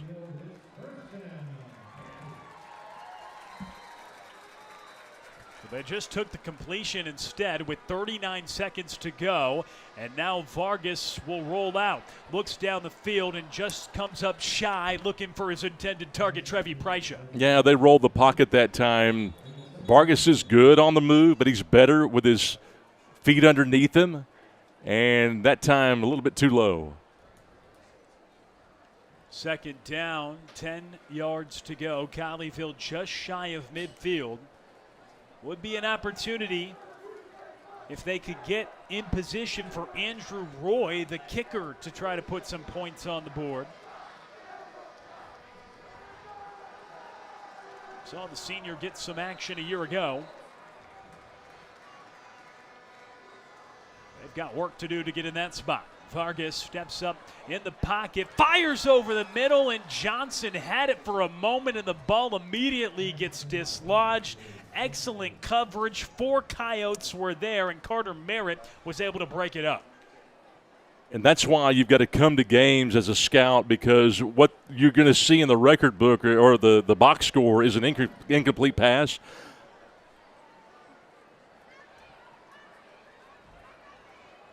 And a holding against the Panthers. But if that throw is made in college, that's a completion. That's the difference between a play here and a play at the next level. That's a great ball right there by Vargas, and a ball that would be caught on Saturday. I was sure if you asked them, they probably would like to have it caught here, but probably a little bit too much contact, very physical for a high school wide receiver. But that was a great throw. Now second down and 20 after the holding. They hook up with Sunwall, getting right back to just shy of midfield in Colleyville, with 1 timeout remaining and about 23 seconds left in this first half. We'll see how they operate these next few moments. What's got to be disconcerting for Jerry Edwards, though, is the fact that with every snap and every pass play, Anna's getting now consistent pressure. They were not getting this kind of pressure early in the game. They bring 3. Get toward Vargas. Nice completion there to Trevi Prysha. Boy, that was a fantastic throw right over the middle. And again, more pressure this time on the bull rush from the nose guard.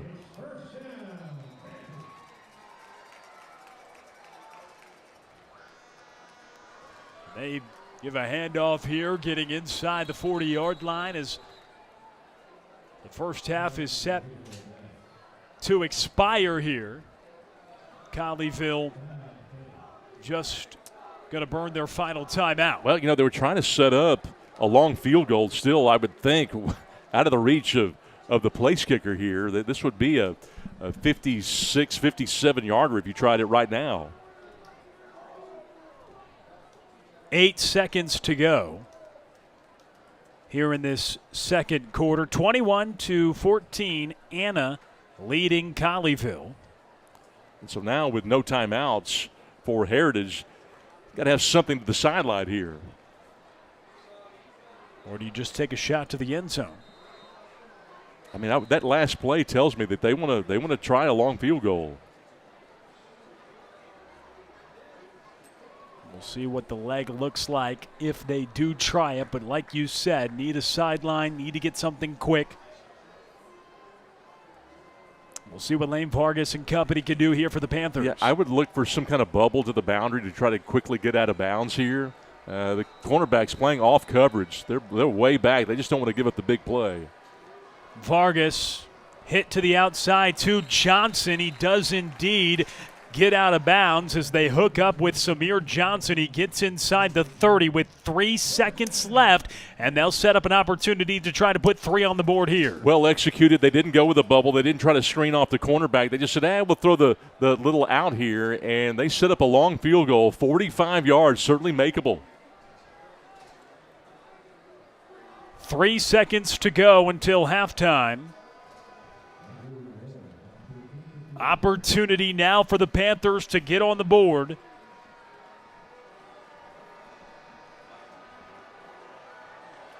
From 45 yards out for Roy. Roy with the kick. It has the distance, and it's good. Andrew Roy puts it in.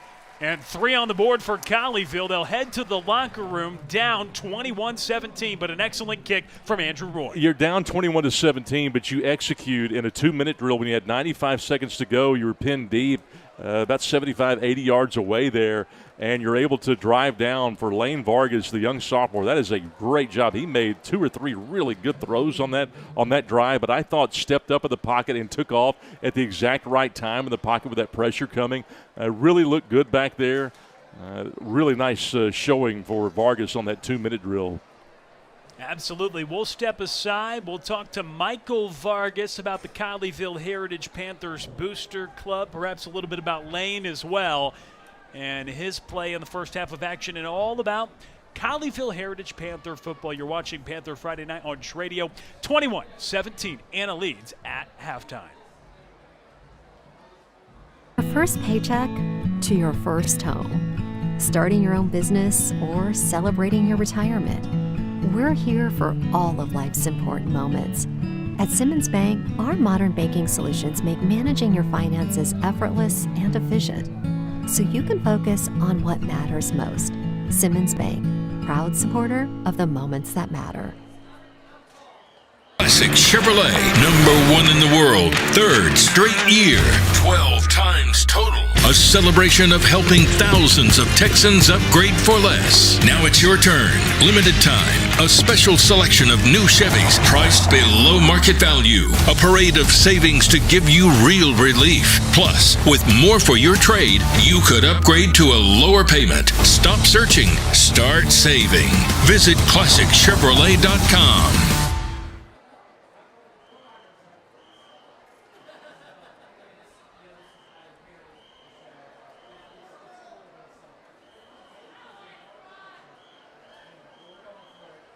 Do you you have a dream of having a pool and a backyard oasis? Well, it's time to talk to the professionals at J. Caldwell Custom Pools. From new construction to remodeling to service and maintenance, J. Caldwell Custom Pools is your custom pool builder and outdoor living design expert, serving you with 2 locations, Hudson Oaks and Fort Worth, because life is too short for ordinary backyards. Dive in and find out more at jcaldwellcustompools.com.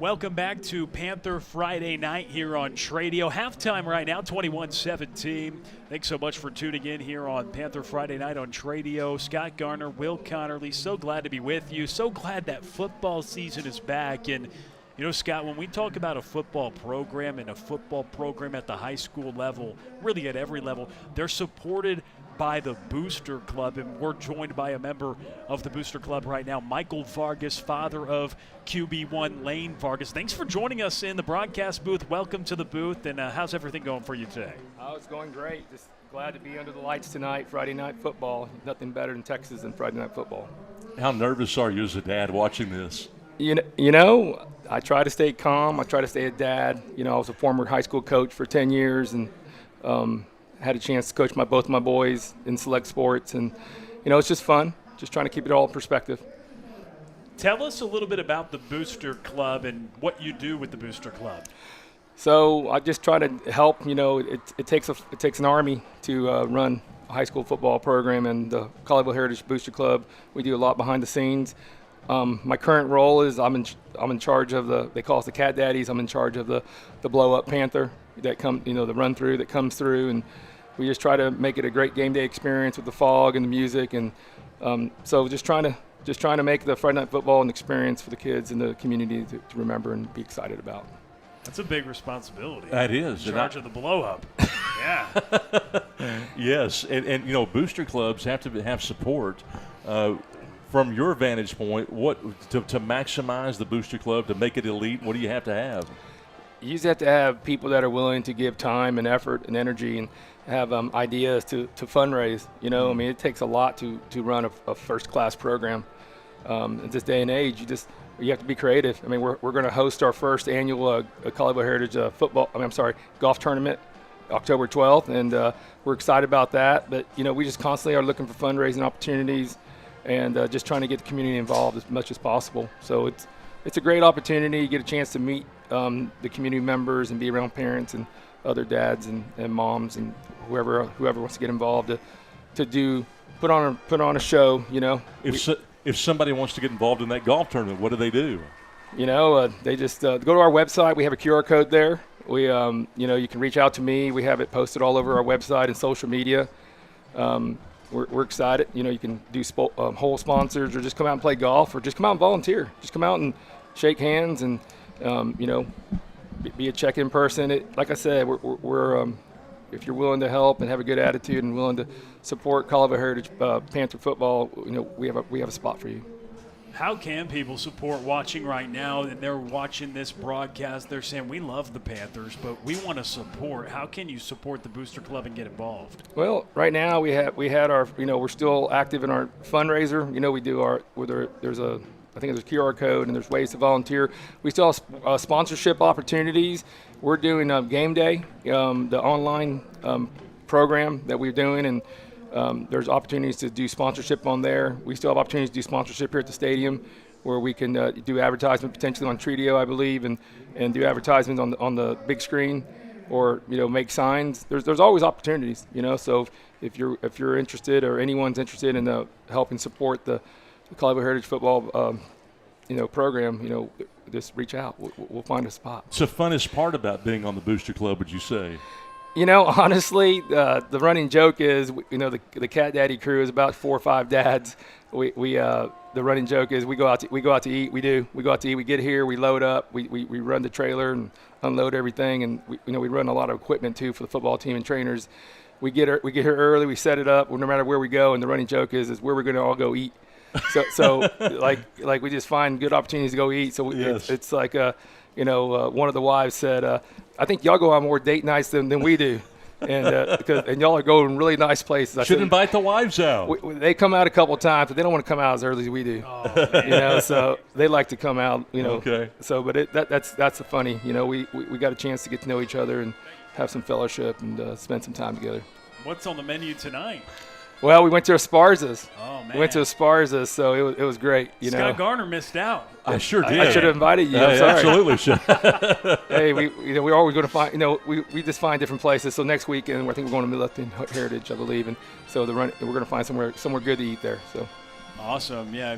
Breaking bread is always a great thing, and I think one thing when we look at just building community, it is really cool to see just the program, and I want to get your perspective on it. Okay. Jerry Edwards is building here and really just setting a great standard for success for these athletes. Testing on 1, and 2. off the field. Yeah, Coach Edwards has done a great job. I got a chance to meet him 3 years ago when I Testing moved 1, 2, 1, 2. administrator into the district. Will and Scott, are y'all able to hear me? Y'all picking up any levels from me? Watch the program. Got any feedback? That was a year. I think they went 3 or 4 rounds, and they had they lost to Frisco, one of the Frisco Lone Star teams, one of them. His first year, I believe. It was his first year, testing and 1, 2. they had a really exciting team. 21-17 got a chance to watch against Colleyville. He's built This an is a big unbelievable matchup that program. we've been waiting for. Week 1. What a way to Class open up act. week I mean, 1 loves of kids. high school Coaches football. hard, but we got more fireworks all coming the in the coaches second on the program, half. they So if love you are kids, watching, and that's all please it's don't all go about. anywhere. I mean, Don't they even give a use lot the of effort and bathroom time, because being you high might school miss coaches. something. It was a lot of time and effort, and so I've done it. I understand, and just watching them, and he runs a first-class program. You watch the way our kids play; they're competitive, and they take on the personality of your coaches, but they do it the right way, and that's what's important. I think is to, play the game, play hard, but let's do it the right way. Be class act. Well, that was a nice 2-minute drive to your son. Orchestrated it. Hey, were you nervous like we were when he started to scamper and run up the middle and almost took that hit? Yeah. I my only advice to him all the time is be aware. Don't take any unnecessary hits, but also we work hard. I've been working with him and both my sons and training on our own time. I say, look, the hardest thing to defend as a defensive team is a mobile quarterback, the one that can run, and so it's a weapon that he has, but and so it's going to happen. But you got to be smart about it. It's part of the game. You play the game, you're going to take hits. Yes, you got to be smart about it. He's just a sophomore. Did you expect him to be this good at this age? Honestly, I don't know. I thought he had a chance. We got a long room for growth, no doubt. And I just try to take it. I want to be dad. We talk. When he's ready to talk, or he asks questions. But I try to leave all that to the coaches. The quarterback coaches, and the speed training coach, and then the high school coaches. And I really, I have an older son, and learned a lot through that experience, and just really trying to enjoy it. But I think he has an opportunity. He had an opportunity, and he's taking advantage of that opportunity. But there's still a long way to go. I coached for a long time, and one of the hardest things to coach when your son is playing is to understand that when they get home, the best thing you can tell them is, I really enjoyed watching you play, not break down their game. You have a hard time with that? I've gotten better. I'll be honest. They're still coaching me, but I try to keep them humble, and I want them to enjoy the bright moments. But I'm also a coach, like you said, so I'm always looking for improvement. And but I think I've done better. My wife helps me, say, hey, go for a run, go work out. It's not the time, so I give her a lot of credit. And honestly, I learned from my older son. There's probably things I was really critical on him about. He's 7 years older. He was a really good athlete. He was at Keller High School, played football, an all-district player there, and then as well as he got a chance to play in 2021. He was on the Keller baseball team. So, it's like anything else. You want to be the best parent you can. But I'm still pretty fired. So Lane, the first half, 17 of 23 for 200 yards along with a touchdown. Speak of bright moments, though, or speaking with Michael Vargas, father of Lane Vargas, and also with the Panther Booster Club as well. 21-17 at halftime right now. Anna leading Colleyville, but you speak of bright moments.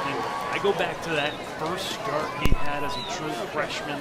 Everyone's a true freshman in high school, but as a freshman, and that game that he put together, I feel that a lot of people through the program knew he had talent, but when he was able to go show that on the field in his first start toward the end of last season, what was that moment like for you? It was a so real moment. You know, none of us were expecting that he would have the opportunity to have a chance to play as a freshman, you know, at a 5A football program in a district of our caliber. It was just, you know, opportunities were there, and you know, we train, we prepare, and you know, we have an old saying in our house: is the lights come on, you either shine or get exposed. And you know, those moments are going to be there, so you got to be prepared at any moment. And you know, part of the great game of football or any sports you play is dealing with adversity, which is a life skill. And you know, it was just so real moment. You know, you got to give credit to the coaches preparing it. You got to give credit to offensive line. You got to give credit to Bodie Weaver, who was his mentor there. He's a senior who had his back, and all the receivers. You know, the whole team. You know, they rallied around him. It's not just about one person. You know, I mean, yes, he had the opportunity, but they all, you know, every single one of the players in that team, it was a great opportunity to come out here in the Red Rail game and have an opportunity to play at that level. But not just playing that game. I mean, as good as he played, and it was incredible. Yeah, I mean, like I said, he's a student of the game, and I give all the credits to the coaches. Like I said, we do our part on the outside, but it's about, you know, trusting your teammates, trusting your coaches, game planning, and being ready for that moment. And you know, it was a moment that was wonderful. You know, the coaches talk about how they schedule these tough teams here in non-district this year. They want to go past the first round. Is there a lot of talk around the dinner table and amongst the guys? I'm sure with him and his friends, I'm sure they talk about that. You know, I mean, yeah, Colleyville Heritage has made the playoffs 20 years in a row. That's impressive. You know, not many programs can say that in Texas. And, you know, but the playoffs is what it's all about, right? Yeah. I mean, you want to get to the playoffs, and when you have an opportunity to make those, you know, go on the road or go play those atmospheres, it's great. I think this team's chemistry is unbelievable. Which is a great thing. You know, they play for each other. They're selfless, and that's important. You know, it's an important quality to have in life, no matter what you do. But you know, I just try to, you know, it's all about the coaches guiding them. And you know, with Lane, I just tell him, I say, you know, you got to be a leader, and right, wrong, or indifferent, you're in that role, and you take on that role, and everyone's watching. So you know, you don't have to be a vocal leader. I mean, he's a pretty quiet kid. You have to know when the right time to say it and do it. And just lead by example, be that person, step up.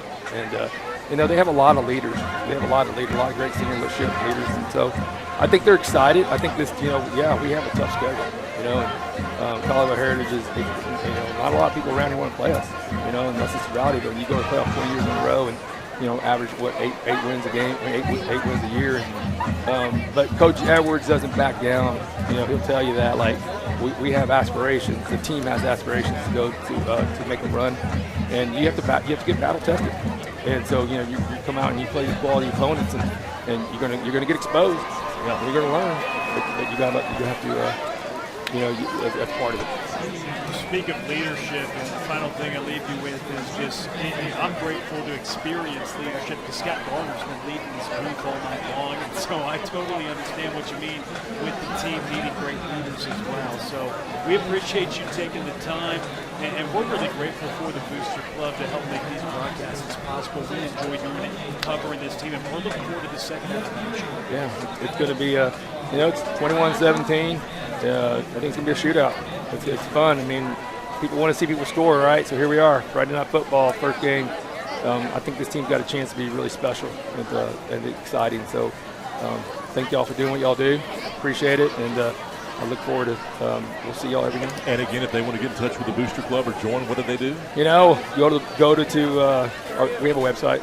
You go to the website. There's contact information there, and you know, that's the biggest thing. It's you know, the Booster Club is very active, and if they have the energy and the good attitude to do something, we have a role for them.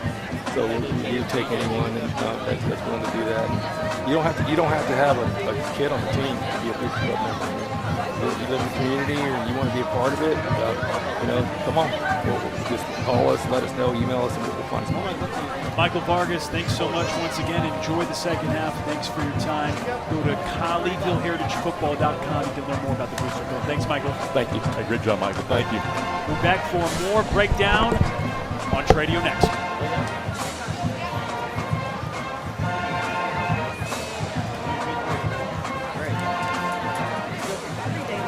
As well as programming for your kids and students to engage on their level. Learn more at compass.church. Classic Chevrolet, #1 in the world, 3rd straight year, 12 times total. A celebration of helping thousands of Texans upgrade for less. Now it's your turn. Limited time. A special selection of new Chevys priced below market value. A parade of savings to give you real relief. Plus, with more for your trade, you could upgrade to a lower payment. Stop searching. Start saving. Visit ClassicChevrolet.com.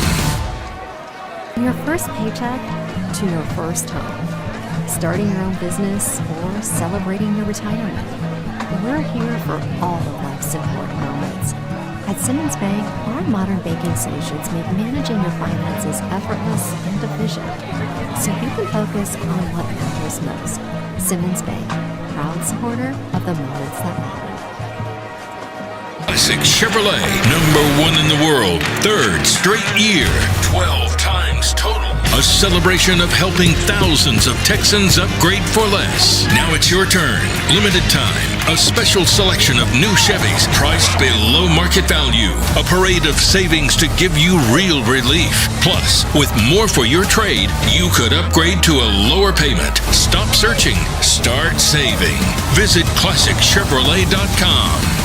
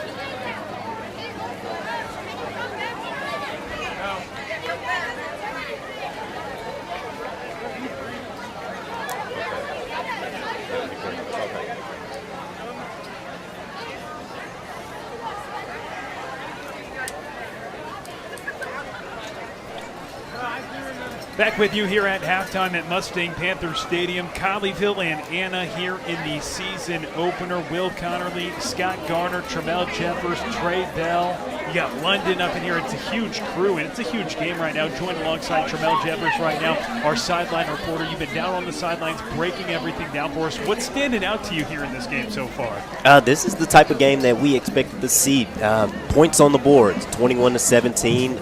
The 24th ranked Anna Coyotes, and then Colleyville Heritage, they're ranked number 44. So you have two top 50 teams in Division 5A. And this is, like I said, this is the game that we expected to see. It's been the tale of offenses. Anna has pretty much been a balanced attack. They're rushing the ball very, very well, and they're also getting some passing yards. They have 128 passing yards, and then they're also rushing for 136 rushing yards. So they have a balanced attack, and then Colleyville is kind of the opposite. They've been one-dimensional, but they are getting some really big plays in the passing game. Colleyville has 199 passing yards from Lane Vargas, who is having a very, very good start to his sophomore campaign, and we're expecting to see some big things from him this year. But the receivers, expect to see them some more in this game. I expect Colleyville to come out passing the ball some more. I believe they're going to stay one-dimensional, but that's not really a bad thing when you have this receiving core with Reed Hewitt, Trevi Prycia, and Samir Johnson, who all three have had big plays in this game so far. That is a great point. If we were just talking to Michael Vargas, the dad of the quarterback, but when you just look up and say he has about 200 yards passing at halftime in his sophomore campaign, first half against one of the better teams here in 5A Division II, that's really good, and he spread the wealth overall. 6 different receivers have 2 or more receptions, so a lot of different guys getting involved, and he's spreading it out, getting his receivers involved early. We thought that could be something to watch just because they had so many good receivers. Who was going to get the ball? You got to get everybody happy, but everybody's getting fed for the Panthers here in the first half. Yeah, everybody's getting fed. And it also has to do with their ability not really having success running the football. So I think we'll see a little bit more in the second half. I think they do need to get the run game involved a little bit more just to have a honest and a little bit more balanced attack in the second half. But like I said, with this receiving core, all these receivers, they can separate from their defenders and they can get open. And Anna started to get some pressure on the quarterback as well, and Vargas was handling that pressure, it seemed like, quite well toward the tail end. Just to operate that 2-minute drive and get a field goal, that seemed to be huge at the end of the first half. Yeah, it was definitely huge. It was looking like Colleyville was going to go down 7 to go into the half, and then we know Anna receives the ball to start. So that was a huge possession to get 3 points. You get a stop, now you have a chance to possibly take the lead with your first possession on offense. Absolutely, and they tried to get Gabe Bass involved. They handed him the ball 9 times, 35 yards, and so he was able to score a touchdown as well. And when they did get to the red zone, they were able to take advantage of it. What are your biggest keys to watch out for here in the second half? I think number one is protecting Lane Vargas. Anna got a lot of pressure on him after that first possession. First possession, it looked very good on offense for Colleyville. It was methodical, it was smooth. But since then, they've been getting into the backfield successfully. So I think this second half, they need to settle down. They need to pick up those blocks and just protect the quarterback. And they need to run the ball more effectively as well to take that pressure off. Good crowd out there? Oh, very good crowd. This is amazing.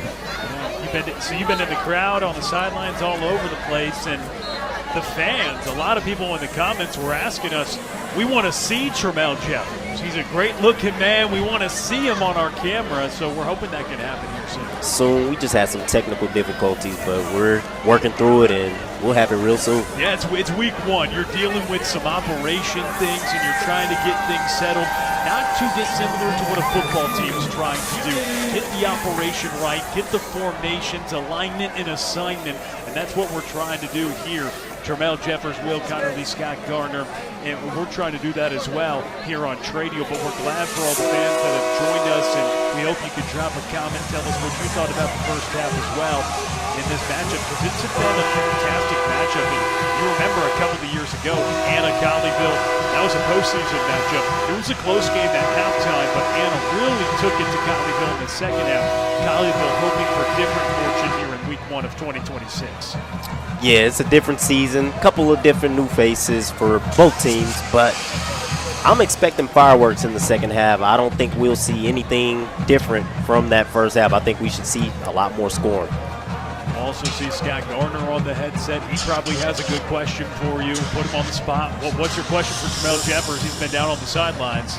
Does the offensive line for Anna look as imposing down there as it does up here? It does. It does. That's the thing that I was looking forward to seeing coming into this matchup, how good this Anna offensive line was, and seeing them on the field. They are obviously a lot much bigger than me, but they are very physically imposing, and it's showing on that field. They're bigger than you? Oh. 6'6", 280. They're bigger than you. Yeah, slightly. I guess I exaggerated just a little bit. Okay. Because you have sneaky size. I do. Sure. Thank you. Jermel Jeffers, Will Connerly, Scott Garner. We're getting set for the second half of action.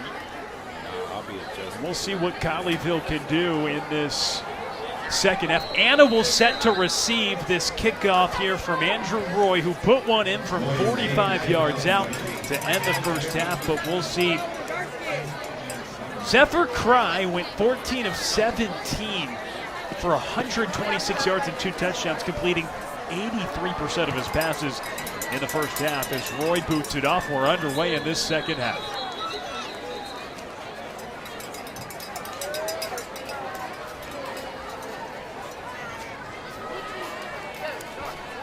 Cry was a big story, but Jules Carter might have been the biggest story in the first half from an offensive perspective. He had 9 carries for nearly 100 yards on the ground. It's fantastic. And one, I think, went for 74. He got called back for a 10-yard, actually a 15-yard face mask. But Carter, big and fast. He got 10-5 of the 100. See what he does here in the second half.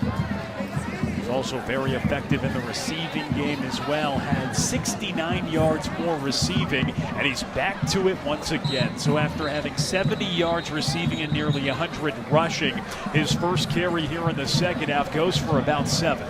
We haven't talked much about Colton Tucker, but that time on the inside zone did a great job with a hard punch right there of the 3 technique.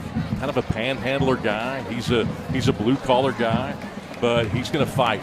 He is going to play through the echo of the whistle. And we've seen that now for about the last 12 minutes from this offensive line for Anna. Second and short after a nice pickup on first down. Cry looking down the field, and he has a man on the sideline, and he's off to the races. Anna, a couple plays into the second half, scores a touchdown, and they add on to their lead. Jaden Mercado lost up the sideline in for 6. Yeah, Mercado was kind of put in a tough spot that time, but you can't let a guy get behind you. They run a combo route right in front of the Anna bench, and just had a hard time covering it. I mean, it wasn't just the speed, but it was just knowing where to be. That time it wasn't the speed that got him. It was the positioning for the Colleyville Heritage defense. Yeah, he just missed time where the ball was, made a bad misjudgment, and Colleyville gives up 6 on that play. Gatto, the junior, in for the touchdown, and Desmar Marroquin, the senior kicker, who splits the uprights. So Anna takes no time getting into the end zone. A 28-17 lead now. And Zephyr Cry, how about an introduction to the Coyote fans? 3 touchdowns in his debut after transferring over. Outstanding. And you mentioned the transfer. He and Carter two guys that, of really five guys that they've had transfer over that will be monumental for this team. But I love the composure for Cry.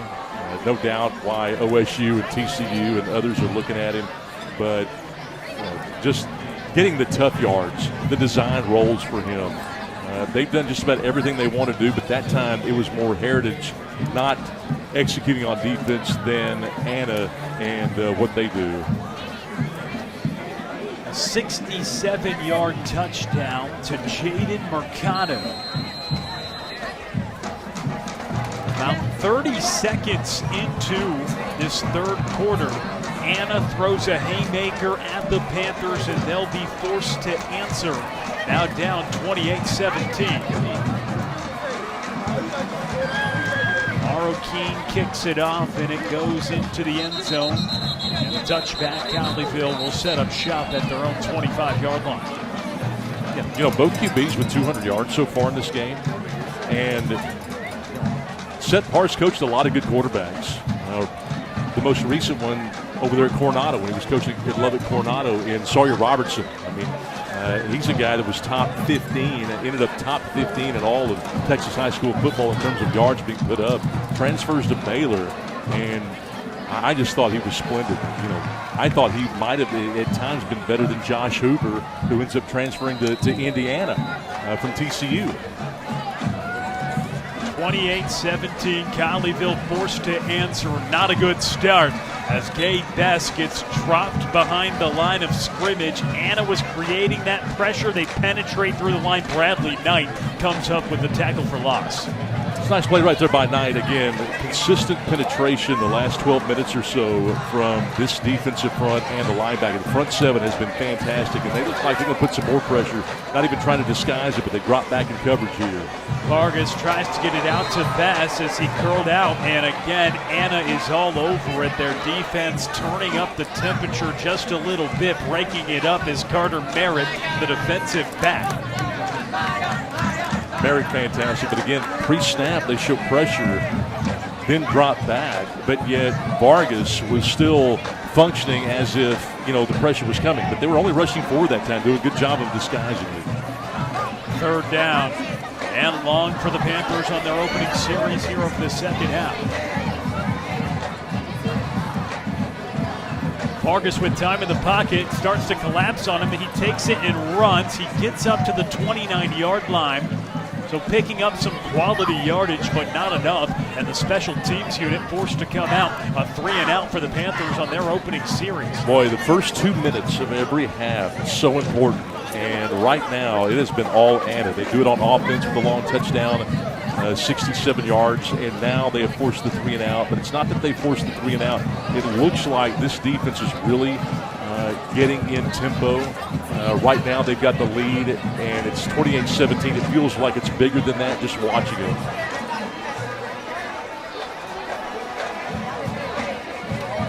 Personnel issues all over the map here for Heritage. First time they've been in a true punt formation. They punted, but it was with the quarterback Vargas in the shotgun. Not a great punt. A piece of that was tipped as it just trickles to about the 41-yard line. And so positive field position for Anna here after Colleyville goes 3-and-out. A touchdown to the second half for the Panthers. You know, and Cade Wise thought about going out there. They only had 10 guys out there on the field, Heritage did. That ball got partially blocked.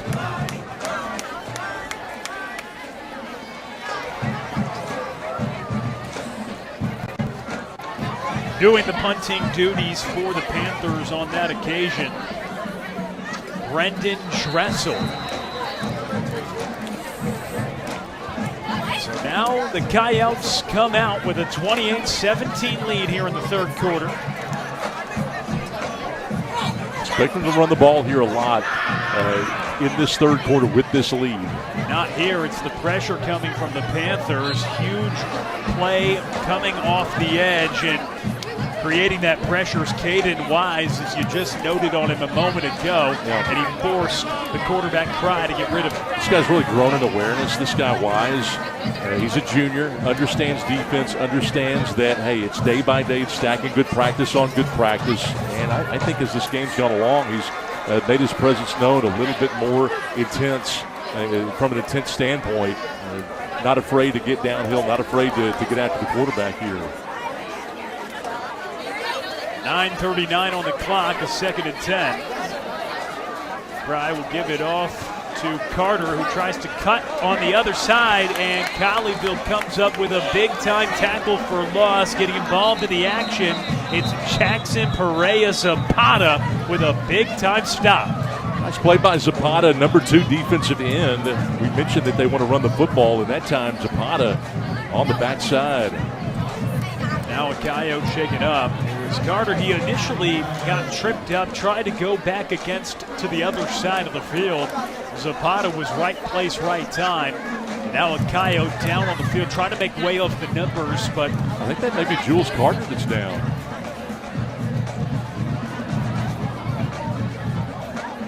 Tending to the left leg of what appears to be the running back.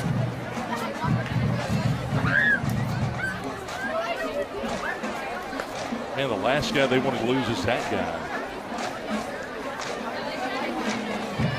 Not only is he great running the football, but he's also smart, great in pass protection. Look at the numbers for him so far tonight. Over 100 yards on 10 carries. 11 yards a carry. Doesn't have a touchdown yet, but it's been sensational. And also pitching in the receiving game. 6 receptions for 69 yards with another touchdown. So Carter appears to be shaken up, a lower body injury. Hard to make out, but 90 degrees here in Grapevine, Texas still, as it's just about 9 o'clock tonight. You wonder if the conditions, they always do in Texas early on in the season, play a role with fatigue in the second half. Well, you wonder if it's a cramp, with the temperatures as hot as it is. It looks like he's cramping. Gingerly making his way to the sideline is Carter, who, as you both noted, great running the ball tonight. He's been excellent out of the receiving game, probably their best weapon on offense to go along with the 3 touchdowns from the quarterback Cry. Now it's 3rd and long after Zapata had the big tackle for loss, and it's Cry who drops back, throws a dart over the middle. It's caught at the 45-yard line. In a 2-score game, midway through the 3rd, I wouldn't expect Anna to go for this, and I think they're going to send the punting unit out. But if it were a 1-score game, they might think about it.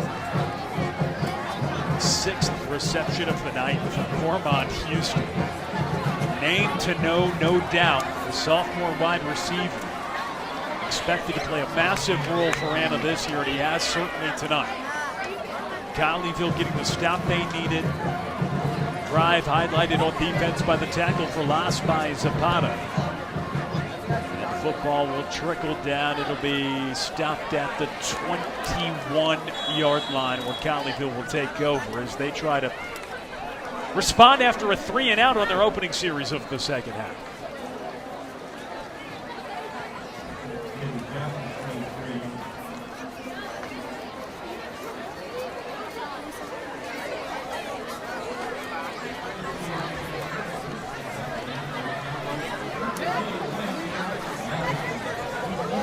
Great shot of the moon here in Grapevine, Texas. Friday Night Lights. Colleyville trying to get back in this game. Can they do it with an offensive series here? Vargas shot down the sideline. Samir Johnson was the intended target. He thought he got held toward the tail end of that play, but Njoku comes through, and he was sticky on that coverage. Yeah, I can't believe Cameron Pettijohn didn't get called for a pass interference. He held it, but the ball was in the air. I can't believe the pass interference flag didn't come out. Pettijohn got it. Going to go to UNLV if UNLV can keep him. Now Vargas has to evade the pressure. Once again, it's Pettijohn forcing that pressure. Then he goes to the sideline, and somehow that ball is hauled in. Reed Hewitt once again making a sensational grab. I mean, they playgrounded up. He's just coming back for the football. They talk about how shifty he is, but that time he runs to the white spot. I mean, he's running full speed back to the quarterback. That's a tough catch. The ball had some mustard on it, too.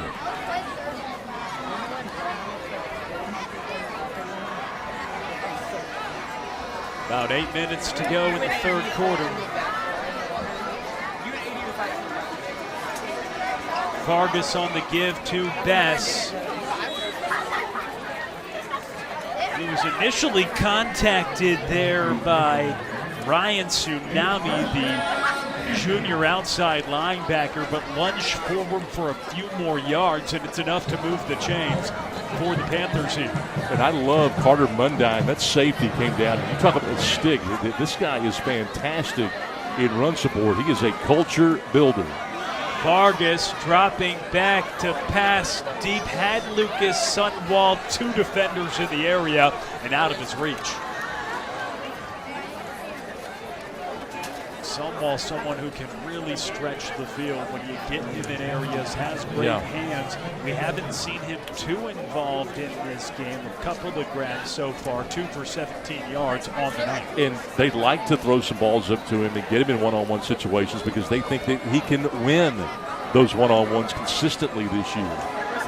Has been paying attention to him. 7:28 to go in the third quarter, 2nd and 10. Colleyville puts it on the ground and ton of space here for Bess. He breaks to the outside, and Colleyville chugging along down to the 30-yard line. An explosive run for Gabe Bess. Best run of the game, no question. Nothing fancy, inside zone. I don't know what the linebacker was reading, that play side backer, but he was not in the picture. And I like how they're going tempo here to catch him off guard. The defense not set yet.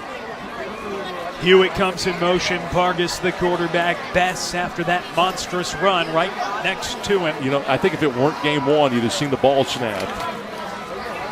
Vargas snaps it here. Hit to the outside, and a nice connection. Once again, Samir Johnson coming through big.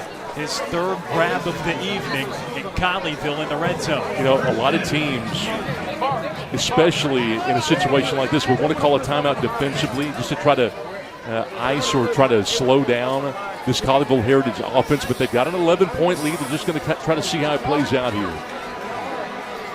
Vargas will give to Bess. More space for Bess. He can't quite get to turn the corner. He will pick up a couple yards. That's a read to bounce that will pay off in district play, but not against the number 5 team in the state with that kind of lateral quickness.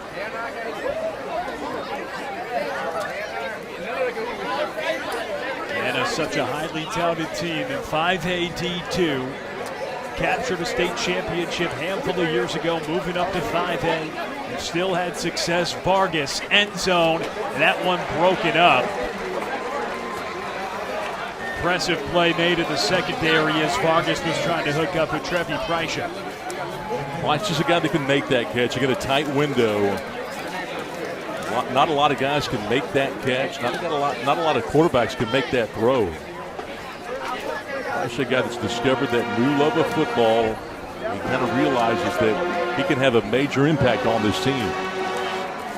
Big 3rd down here for the Panthers. Vargas going toward Bess, and it's intercepted there by Anna. Going back the other way, it's the Coyotes picking it off. Marvell Essien, the senior linebacker, grabs it, and a massive momentum swing. Colleyville was driving, but the drive is upended as Vargas throws his 2nd interception of the night. Yeah, but you know, he got hit, and I wonder if he didn't get hit up high, and this might be going against Anna. We'll see what happens here. There is a flag down at the 25-yard line. And it is roughing the passer against Anna. Right on the money, Scott, with that analysis. So that wipes away the Essien interception. Vargas trying to fit the ball in tight areas at times tonight. He's done it with success, taking those chances, confident in his abilities.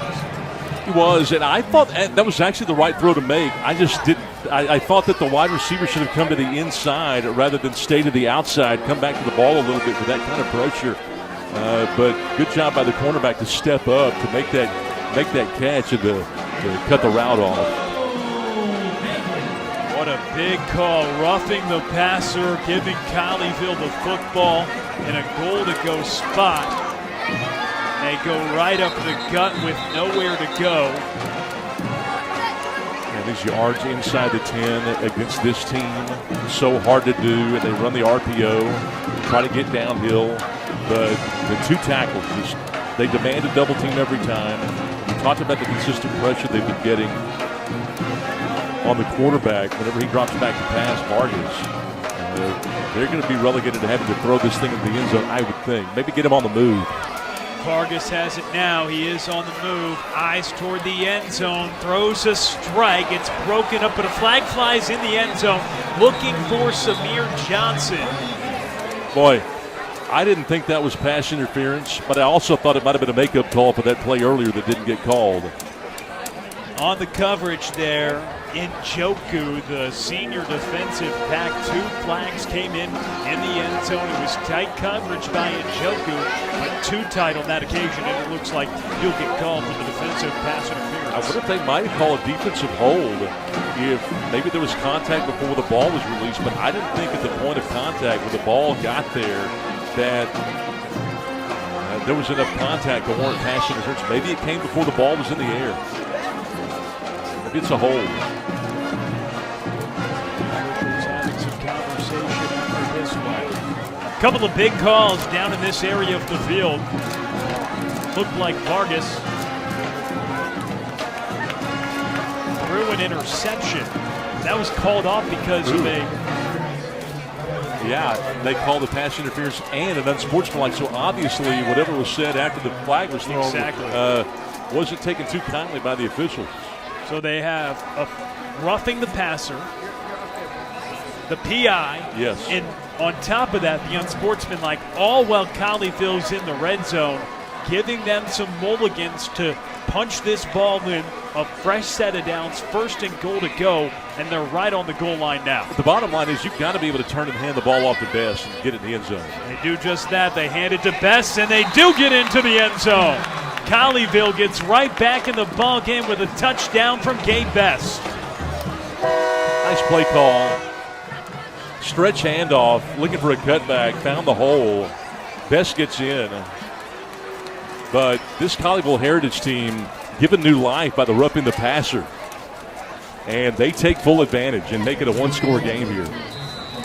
Like I mentioned in the halftime show, it was very important for Colleyville to establish that run. They got the big run with Gabe Best on that first, or early in that drive to start the drive. He had a 37-yard run to get them into Anna territory, and then he punches it in the end zone, and now Colleyville is only down 4, and it's a 1-possession game.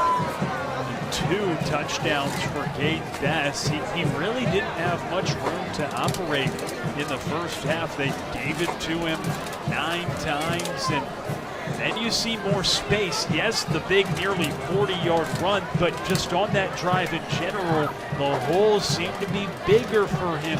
Give some credit to this offensive line, returning some experienced players. Gavin Cornwell, Hayes Patterson, Chandler Sampson, and then Muhammad Ramadan as well at that left tackle spot. And then Payne, a sophomore at right tackle. When you look at the construction, they did a better job creating some space for Gabe Best on that in this second half so far. Yeah, they did. I mean, I watched Cornwell down there, Patterson, Sampson, and you mentioned Ramadan. They were better that drive. It's going to come down to how good is Vargas going to be on the move, because they're not going to be able to keep him in the pocket very long. He's not going to be able to read 3 or 4, go through his read progressions to number 3, number 4 options. They've got to get rid of the ball quickly. Kickoff booted through the end zone as Colleyville is able to get the touchdown in the PAT after, and kickoff from Roy, booted out of the back of the end zone for a touchback. So a 4-point ball game now here in the season opener between Anna and Colleyville Heritage, a rematch from the postseason round 1 a couple of years ago. And it's a good ball game that we have in our hands right now. Colleyville responding after it was Anna jumped out with that massive 67-yard touchdown to Mercado right out of the break. 30 seconds into the second half, they punched you for a big touchdown. That is not Jules Carter. He went off last series. And the new running back into the ball game. That's a massive storyline here in this one so far. Toting the rock on that occasion, Chasen Elder, a sophomore, who goes for a few yards. Yeah, and you mentioned the touchdown, but I thought what was also very impressive was the fact that the defense held Colleyville Heritage to 3 and out, and they got a partially blocked punt on that first possession, but then Colleyville Heritage comes right back, makes it a one-score game. You really need to get them off the field quickly here. Cry with a quick hit to the outside. Intended target right at the sticks. Rashad Moore, first time we've called his name tonight. That'll move the chains along for the Coyotes.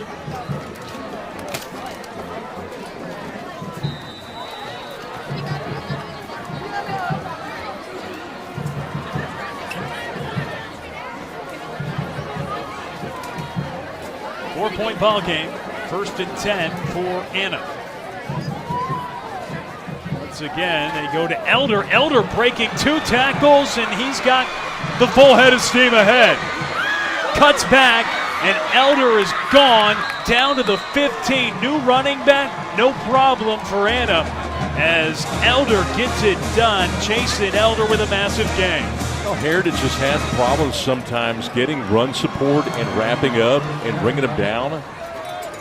Both Elder and Carter have gotten clogged up, but then they keep their feet moving, and the gang tackling just has not been there here in the second half and really going back to the second quarter. And so they've ripped off a couple of explosive plays. It really hurts. It's a one-score game, and you're getting late now in this ball game. You can't have those breakdowns like that. Gerard Wiley now down for the Panthers as both teams go to their respective sidelines. Wiley, who really has handled the ball out of the backfield a lot throughout his career, primarily in the midst of last season, moved solely to focus defensively, and he's been a great defensive piece in the secondary for the Panthers, and he's making his way off the field right now. He has been. This secondary should be better. The offensive line for Heritage certainly is better. But again, the run support is where I think they're probably going to be watching tape and looking at that a lot tomorrow. It's got to be better. You just can't slow them up at the line of scrimmage and then just not get a guy wrapped up.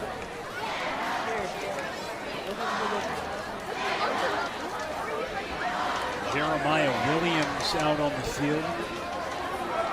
Number 0 for Colleyville. Gingerly making his way to his alignment. And still Elder. New running back there for Anna. An opportunity for King Peoples in the backfield. There'd be a Cry keeper.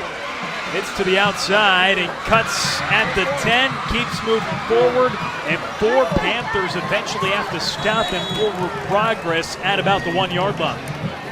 Man, that was just simple outside zone. I, like you, thought that Peoples was going to get the ball. Cry kept it. He's big. He's 6'4", 215. I just don't know that I like running my quarterback on outside zones. I don't know. That's a huge gamble because all it takes is one bad play. But they get the first down here. Just about a yard to go to punch it into the end zone. Anna trying to extend upon their 4-point lead right now in the season opener. They talked about Cry being fearless. He certainly was on that play, and he ran like a running back. Again, I just worry about quarterbacks getting hit, and because, one tweak of a knee or something like that, and the season takes a complete turn. That's probably part of the concern with Carter. You see him on the sideline right now, has his shoe off, putting it back on now. We're going to certainly keep our eye on number 1, the senior running back who transferred in from Cedar Hill and expected to make such a big impact, and we've seen that so far tonight, receiving and running the ball. But even when he comes out, Elder with a big gain. Yeah. You see Peoples now getting an opportunity, and so we're going to keep our eye on that availability throughout the rest of this game. Yeah, I thought it was a cramp when Carter went out earlier. I'm sure that San Diego State wants to know. that's who's offered him. He took an offer from them in June. But, Auburn's been looking at him, TCU, Utah, others. He's shown great vision tonight. Great hands, too. He talked about the 6 catches, but loves the zone runs. I'm just a little bit surprised if it was a cramp that he's not back out there. But maybe it's just out of an abundance of caution. Well, news for you is he's back out there now. All right. They bunch everything up. Fry going under center here. It almost looks like a tush push, does it not? It does look like that's the idea, but Jules Carter is also standing there in the backfield, so a lot to pay attention to. Fry has used his legs quite well. That appears to be the case. A tush push potentially here for Anna. Carter standing right behind Cry. Colleyville looked like they maybe jumped off, but it doesn't matter because Zephyr Cry gets into the end zone. You know what I like about that play call is that not only do they score on it, but you could tell they really wanted to run that. The coaching staff needs them to run that. They need to get good at it. If that's what they're going to do, they got to practice it. I mean, these non-district games are used for so many more things than just winning. They've got to get game-like reps on situations like that. I thought they did a great job with it.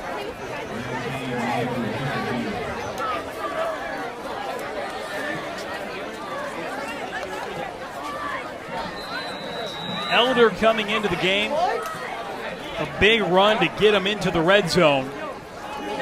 Cry gets them to point blank.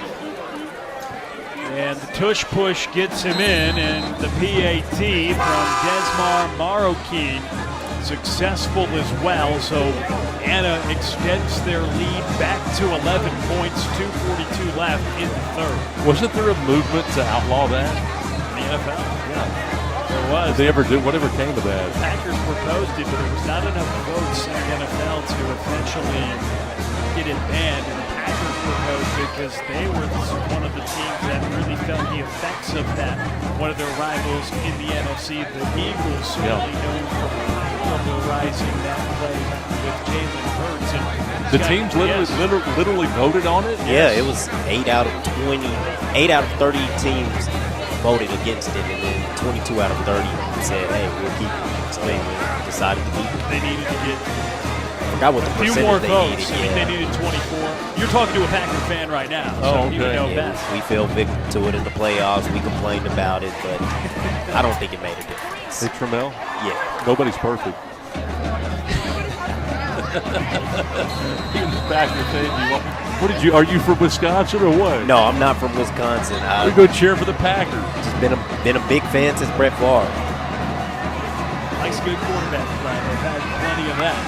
Colleyville hoping to get some of that here from Lane Vargas down the stretch as they're back down by 11 points, and a flag flies in on the return, 2 of them in fact. Yeah, get a hold maybe on Koenig at around the 15-yard line maybe. Sunwall on that return, but it looks like typically when you see them coming from that angle, it'll be of the holding variety against the receiving team. Might have been a chop block.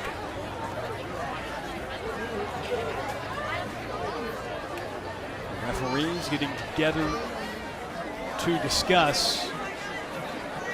Gabe Best, Lane Vargas come on out with Sunwall Prysha and Samir Johnson, along with Keegan Lutzy.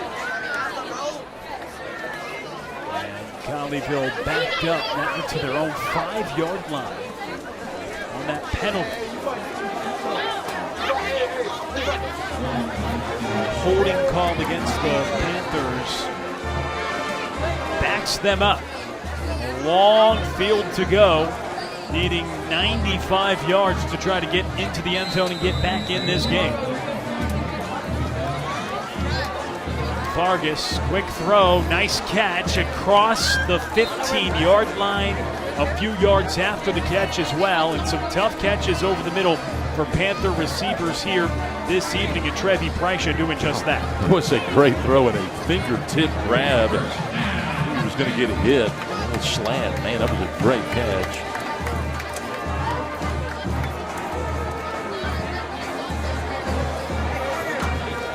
Vargas in the gun, throws it again, looking over the middle, and that one gets corralled by Anna. Number 10, Carter Merritt, is able to snatch it out of the air, and the Coyotes come up with their second interception. Safety just stepped up that time. Bad read. Ball kind of came out a little bit late.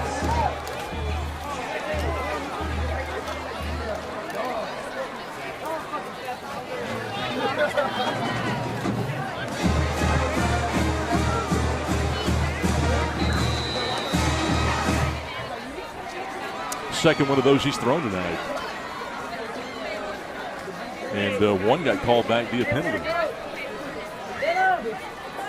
So Anna takes over at Colleyville's 30-yard line with an 11-point lead, just over 2 to go in the third quarter, and it's Carter. A couple flags fly in the backfield, 3 of them, in fact, toward the line of scrimmage, but Carter with a big run picked up about 15, but we'll see if this one's coming back. Maybe the legal hands to the face there, maybe a face mask, helmet got pulled off. But, man, how about the right side of that offensive line? 54, Peyton Miller, and 57, Hayden Fleming. Just outstanding. Miller, perhaps going to be the most touted prospect that Colleyville plays this year. Yeah. You got Argyle on the schedule. They got Julian Caldwell, one of the best receivers in the country as well. You know, he played on that state championship team. Certainly did. He's been a leader so long for this squad, and it is a penalty. In fact, against the Panthers, it'll move Anna forward. So they'll be in the red zone. But they like Miller. They like his core strength. Love his pad level. Hip explosion, relentless motor. Motor's the big thing, but he just keeps going and keeps going. I bet he's got 5 pancakes tonight. 1:45 to go in the third. First and goal for Anna as Cry gets it out to Jules Carter, and another touchdown for Zephyr Cry as the pair of transfers hook up for a TD, and Anna starts to pull away at the end of the third quarter. It looked like Caden Wise kind of passed him off in the flat that time, and they couldn't rotate over in time to make a play, and it's another touchdown here for the Coyotes. I've seen that play several times where the running back just flares out to the flat and catches the pass and just takes it up the field.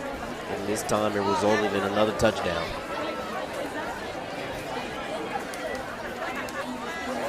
Desmar Morrow keen for the point after. He knocks it through. 42-24 lead now for Anna. To begin the second half, the Coyotes come out with a 67-yard touchdown. They were rolling. Colleyville responded, got right back into the game, made it a 4-point game. Anna comes back with a touchdown of their own, followed by an interception, gives the Coyotes a short field, and they add on once again. And just like that, you look up at the scoreboard, and it's a tough, big hill to climb now for the Panthers. Yeah, back-to-back scores for the second time in this game, and that's the kind of explosive prowess that this Anna team has. You cannot turn the ball over against this team. You just can't do it. I mean, to play a fifth-ranked team in the state, just, you know, and you knew that coming in. That was no secret. Anna talked about how they wanted to win the turnover battle. It was something that plagued them in that loss to Melissa in the playoffs in round 4. They were -3 in the turnover department, fumbled it twice, 2 interceptions tonight. They've done a great job of ball security, and Heritage just has not been able to turn them over. And they'll need some of that and more if they want to make this a ball game. So Colleyville have to be conscious of the clock at this point. You think when Anna would get the ball, they were up 11, really thought probably primarily go to the ground game, but Colleyville needs scores and needs them quickly now.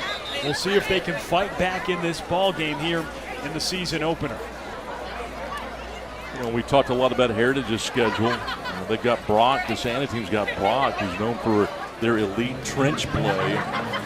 in their history, at least in recent times, and that'll be a good matchup in week number 2 for Anna with the offensive line that this Coyote team rolls out there. You want a battle of the trenches. That's certainly one to watch next week. Be a good one. We got Panther Creek after that. Panther Creek, you know, that program started about 6-7 years ago, and they are accumulating athletes, and that seems to be the name of the game these days in both the college level and the high school level. You've got to attract athletes. I mean, look at the 5 big transfers that Anna has this year. Making impacts tonight. Gabe Bass picks up 4, 2nd and 6 upcoming. They elect to go to the ground with just over a minute to go. Back out to Bass. He shakes a tackle and another one to pick up a first down. Good catch and run after the fact by Gabe Bass. What a run after, and to be able to pick up that first. I didn't think he had a chance at that first down. What a great 2nd and 3rd effort. Lane Fargus standing next to Gabe Bass. First attempt for the Panthers from the 35-yard line. Hit to the outside. It's Samir Johnson. Pickup of about 5 yards as he gets out of bounds. You know, in win or lose, this Colleyville Heritage team getting in rhythm, and they've shown some flashes of being really, really good and being on time and being playing with tempo, the timing routes. They've looked really, really good at times tonight. Give it off to Bass. He's got space, and he gets to about the 48-yard line, enough for a first down. You know, and you can tell that they've been emphasizing with him to finish off runs because he's been fantastic. We saw that first down run just a moment ago, but even right there, the drive through the defender.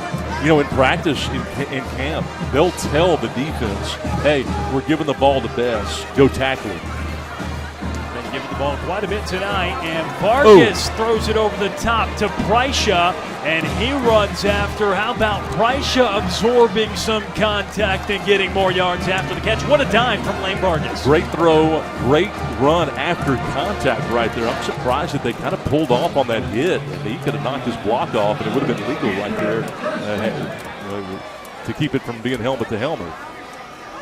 Vargas looking down the field, goes to his second read, and it just wasn't there. He had to go through the progression. Like you mentioned, time not really happening for him much tonight. They're going to look at tape, and he's going to look and say, you know what, I should have hit Bass. He's wide open out in the flat. Why did I force that ball over the middle? You know, you want to go for the deep ball, and you want to take your shots, but you got to know when to do it, and that time he absolutely should have swung that ball out to the running back. 3 quarters down, 1 to go. We'll be right back on Tradio.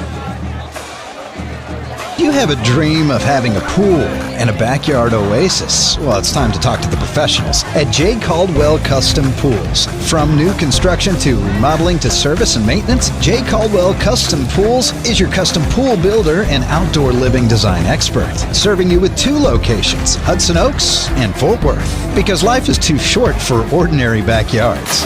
Dive in and find out more at jcaldwellcustompools.com. Compass Church is for you. Join us each week to experience great music, a message that applies to your everyday life, as well as programming for your kids and students to engage on their level. Learn more at compass.church.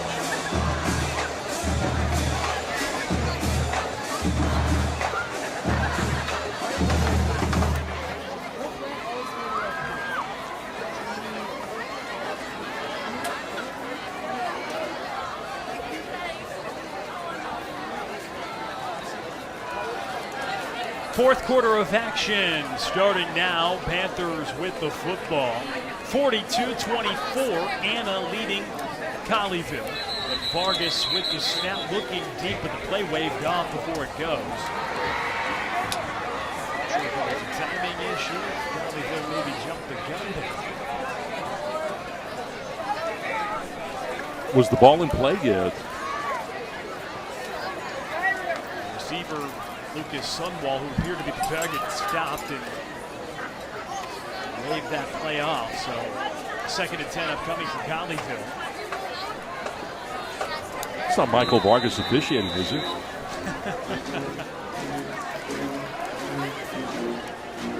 And off to Bass. Stopped at the line of scrimmage. Michael Vargas, the father of Lane, who joined us at halftime to talk about his involvement with the Colleyville Heritage Club. He does such a great job as well. Yes. Supporting this football program, making everything possible to support these athletes.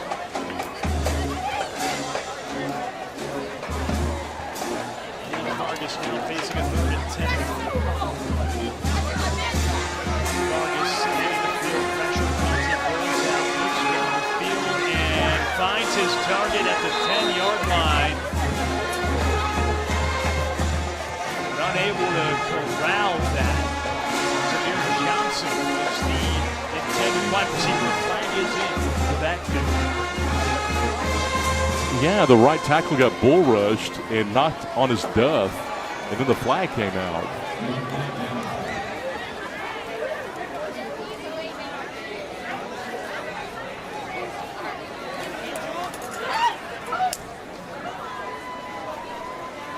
So the flag coming out against the Panthers.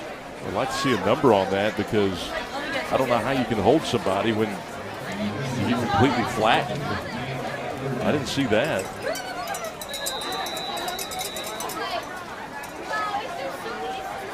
Third and long. Vargas gets wrestled down in the backfield. Anna comes up big with the sack, exactly what they needed. And the Coyotes with the massive defensive play. Asadi, the senior linebacker, with his 2nd sack tonight. Boy, that was just fantastic. Talk about quickness. To get around the running back as if he's not even moving. I mean, Gabriel Best does a great job of pass protection, but got absolutely out-quicked that time.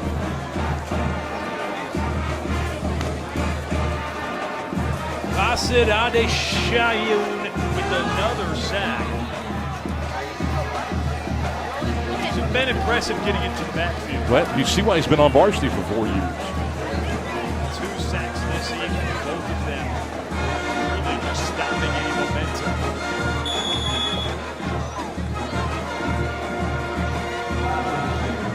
No degree of confidence, at least out of the captain's last game. We know he's making an impact. Well, Adeshayun is a good player, a good football. He's just a good football player. In addition to being on the varsity all this time, they got a slew of guys back there with just tremendous speed. I mean, you're not top 10 in the state without elite speed, but that's what they've got. It seems like at every position. Even though the linemen have good speed.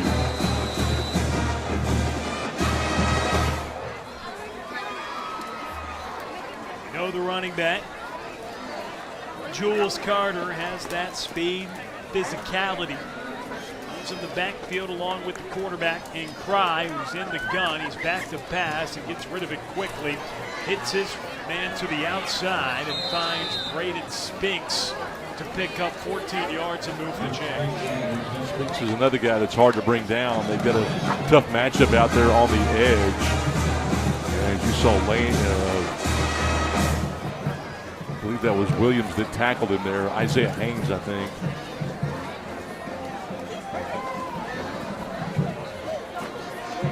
4 touchdowns for Zephyr Cry this evening through the air, and he's also added 2 on the ground. So 6 touchdowns in your debut as a quarterback for this program. The Coyote fans have to be pleased. And he's looking for 4, and he just overshoots his target, who's been busy tonight in Cormont, Houston, but he couldn't elevate to grab that. Houston has been busy that time against the zone. That they almost fed it to him, but boy, coming across, had he caught that ball, he would have been absolutely destroyed down there. 6 touchdowns in your first game for a program coming in with all those expectations. That's got to be something for this fan base that they can take a hold of and be excited about. They are already excited. I'm sure that elevates this excitement that he's performing to the level that many expected he would. You know, and both of these quarterbacks put a lot of pressure on themselves, but I think he's risen to the challenge tonight. Jules Carter, who gets stopped up, 3 Panthers stopping that progress, and in there initially was the linebacker. Right spot to stop the run. It's Camden Flaxen. But, you know, that's a play that Blackson and some of these linebackers had not made earlier in the half. Good job to hold it to 3. About 9.5 minutes left in regulation. Fourth quarter of action here in the season opener for Mustang Panther. 42-24, Anna with the comfortable advantage. They face a third down here. You know, and even though they've got the big lead right here, 42-24, you can see that they're playing at 2 different speeds here. They're not going to hurry up. They're trying to take the play clock down if they can. It's at 30 right now. I'm not sure why the play clock took so long to start, but it did. And I think they're going to wait. Yeah, they're just going to wait and let this thing tick down inside of 10. They're just wandering over, talking to the OC here, or the quarterback's coach.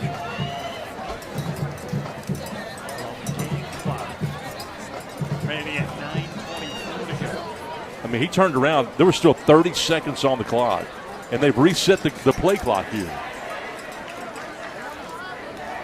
To 35, and once again going to the sideline.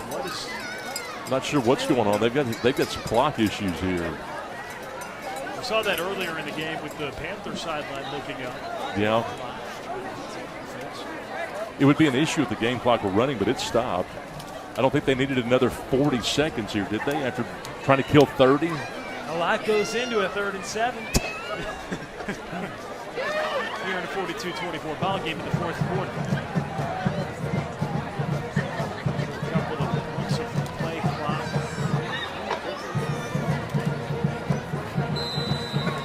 Reset.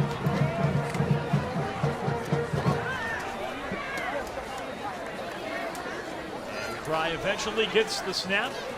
Looks over the middle, pressure comes, he steps up, and Cry, man, a physical, tough runner. You hear the ooh and ah when a quarterback puts his head down, but the Panthers dislodge that ball and come up with it. How about that for the Colleyville Heritage Panthers? Jackson Parejo-Zapata there to make the hit and pick up the pigskin, and the Panthers take over in Coyote territory. But I thought the big play was forcing Cry back to the middle and not letting him bounce, and that's when he absorbed the big hit right in the middle of the field. So setting the edge, not letting him loose, playing contain, really helps out this Colleyville Heritage Panther defense, and they finally forced the turnover they've been looking for all game. That's what they designed with all that extra time, right? Exactly. I guess they gave him a chance to load up. How about Zapata, the junior defensive lineman? A couple of big plays tonight, yeah. And that's certainly the biggest to give Colleyville the ball. Vargas now getting pressured. He'll escape it and throw it down the field, but out of the reach of Trevi Preischer. Yeah, and Vargas had time to make a better throw, but I'm just absolutely enamored with the team speed that this core defense plays with. I mean, he came around wide on that blitz. He came around the guard and chased down the quarterback on the backside. Colleyville with the handoff and nowhere to go. More team speed plunging right through the offensive line. And Anna steps up with the stop. Yeah, Jaden Render down there, who's the backup nose. What you notice about Allen and Render at that one technique is they get there, but they use their hands really well, and they get there with an attitude. I mean, they are not nice when they meet you. Meet you for a loss to set up a 3rd and long. Vargas, more pressure coming, and Vargas with nowhere to go. He gets stopped up, and another sack coming for this Anna relentless pressure. And yes, once again, his 3rd sack of the evening. Bassett gets it done. Boy, Ade Shun has been fantastic. I mean, I love his sure tackling. When he gets there, he's going to bring you down. So not only is he quick, but he has good fundamentals. And boy, Heritage has had their hands for this offensive line. Has really, they disguise the blitz so well tonight.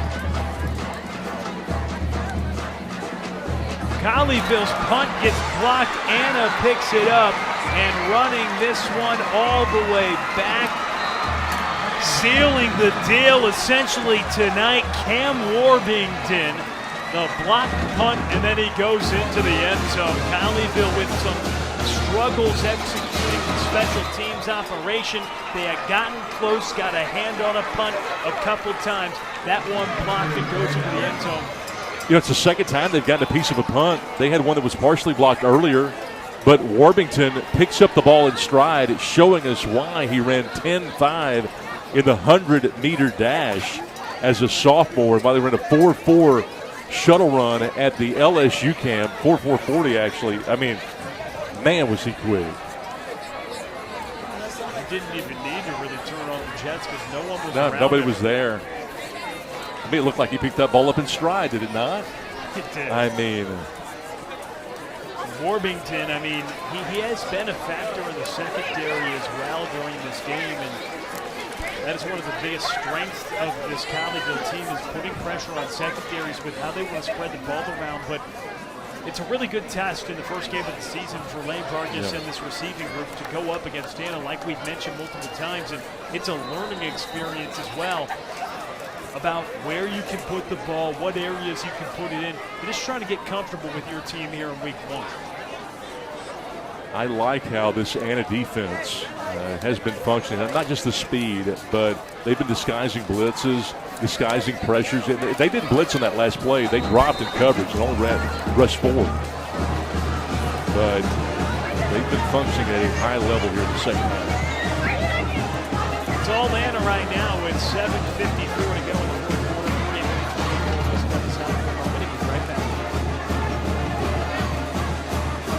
Chevrolet, #1 in the world, 3rd straight year, 12 times total. A celebration of helping thousands of Texans upgrade for less. Now it's your turn. Limited time. A special selection of new Chevys priced below market value. A parade of savings to give you real relief. Plus, with more for your trade, you could upgrade to a lower payment. Stop searching. Start saving. Visit ClassicChevrolet.com.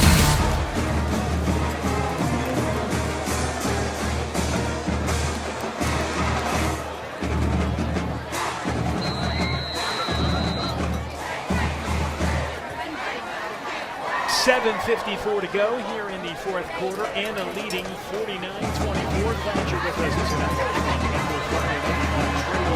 Anna making their way down to Grapevine, Texas, and making their presence known with a pretty impressive effort that they put on display in this game.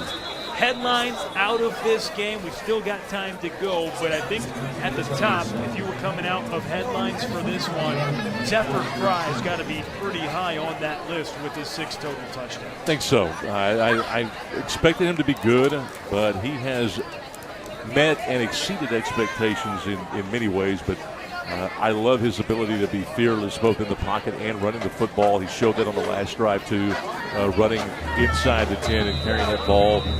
He looks good. You know, they're picked to win the district, 4-5A Division II. Salina right behind him. Salina's got a veteran defense, a proven running back, championship experience. So that'll be a good battle in 4-5A.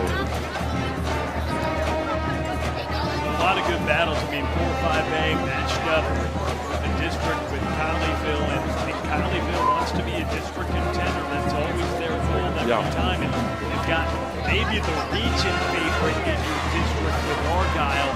Obviously, that's always a concern on the calendar. But Fry, definitely a headliner as Vargas hits it to the outside, picks up the completion for a first down and a little more after the fact. You know, you mentioned Argyle. They've got an explosive passing game again this year. That Hayes Hackney, 3,100 yards last year, 37 touchdowns. Got some guys that can catch the ball too. That Julian Caldwell, 20 touchdowns last year. They got a massive O-line. Brody Bomar on defense at 146 tackles last year. Argyle's good. Really an impressive team. First toe to the rock we've seen from Chandler Jones, the backup running back for Colleyville. And he gets a good game. Shamir Johnson had a grab. It's Jones getting an opportunity here with the healthy lead for Anna. in this fourth quarter, and Jones will go again. This time he hits the edge and could not break a tackle, does gobble up a couple of yards. At the edge, that ball's not supposed to bounce. That play's not supposed to bounce. They run counter action. It's supposed to be off the B gap, but he tried to bounce and paid the price that time. Big price to pay with some of these heavy hitters Anna has. Because also on the headliners for this game coming out, it's got to be their standout linebacker. Got 3 sacks tonight as Starbase has a pickup. Bassett Adesheun, who 3 sacks tonight. I mean, he's been all over the place as well. The defense for Anna, I think, has just been splendid here in the second half. I mean, they were solid in the first half, but they've been really good in the middle part of the third quarter and on. I mean, they have really brought it. And they're getting downhill, and they are really being aggressive. Jones gets the handoff on third down. He just picks up about a yard. 4th and short. Colleyville certainly push the envelope and keep the offense out there in a 49-24 game with 5.5 to go. At least that's what you would expect. And Ison fighting off, pressing and shedding the block of Sampson, who tried to work the second level. They did a good job of getting off blocks tonight, too. Vargas to pass. It is a completion, and it will be shy of the line to gain. Trevi Prycha made the catch, but better coverage by Ryan Tsunumi. Hey, Tsumi's had a good game. Valedictorian of his class, really smart kid, character kid. Motorcycle guy, rides a motorcycle. How about that? I've seen a lot of kids at school riding these bikes that are like little motorcycles. You guys see these? Oh yeah. These kids are running. These things go up to like 25, 40 miles an hour. Yeah, it is 25, 25 to 40 miles an hour, some of these things. They go fast. You better get on one of those, Will.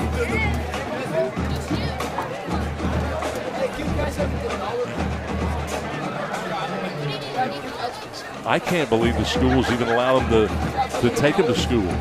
Those things are dangerous now.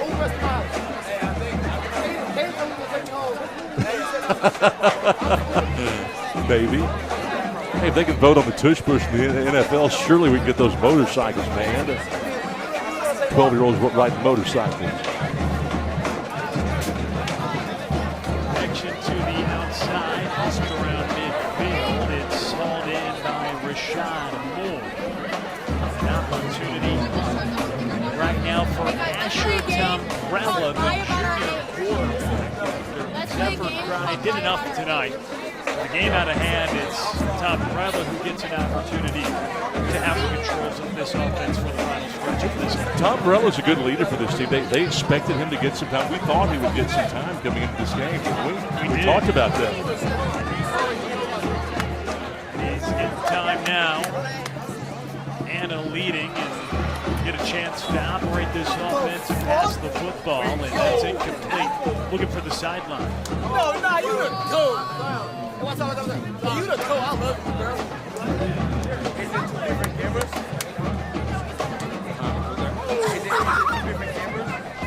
Yeah. Just over 4 minutes to go here in the fourth quarter. And Anna keeps it on the ground here. Tombrella running on offense at quarterback. It's Chasen Elder, who had a big run when Carter went down. A little of a scare when he went off the field, but he's fine. He came back in, just appeared to be a cramp. Now Elder getting an opportunity to handle things in the back. Tombrella just not on the same page. Ball, that's tipped up at the line of scrimmage as it wobbled out over toward the far side of the field. I think that was Perez Zapata got his hand up again. We mentioned a couple of good plays that he's made tonight. That defensive end position. Tombrella, a good leader. Doesn't get as many reps, obviously, as Cry does in practice. Going good on good, but yet still knows how to manage the game, a leader of men.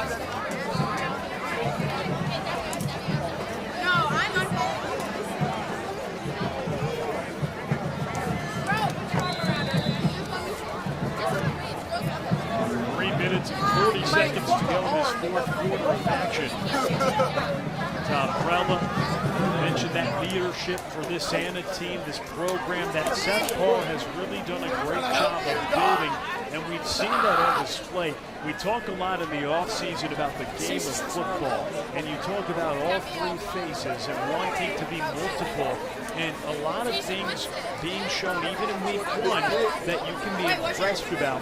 All three phases, special teams, a touchdown, the defense forcing the pressure, and well, the offense, 6 touchdowns total from the quarterback. That explains the brunt of it. The Julius Carter as well was sensational this evening as well. They've got a great running back quarterback duo. That is why many people think Anna will win their district this year. I thought it was great. You know, we talked about how Seth Parr has coached some great quarterbacks. Sawyer Robertson was one of them. Robertson, he had a through for 12,367 yards in high school. I was looking at some of the numbers from some of these other guys that are in the top 15. You're going to know some of these names like Preston Stone, who played at SMU, Andrew Bodie, Garrett Gilbert, who went on to play for the Dallas Cowboys, Graham Harrell, a longtime quarterback at Ennis, threw for over 12,000 yards in his career.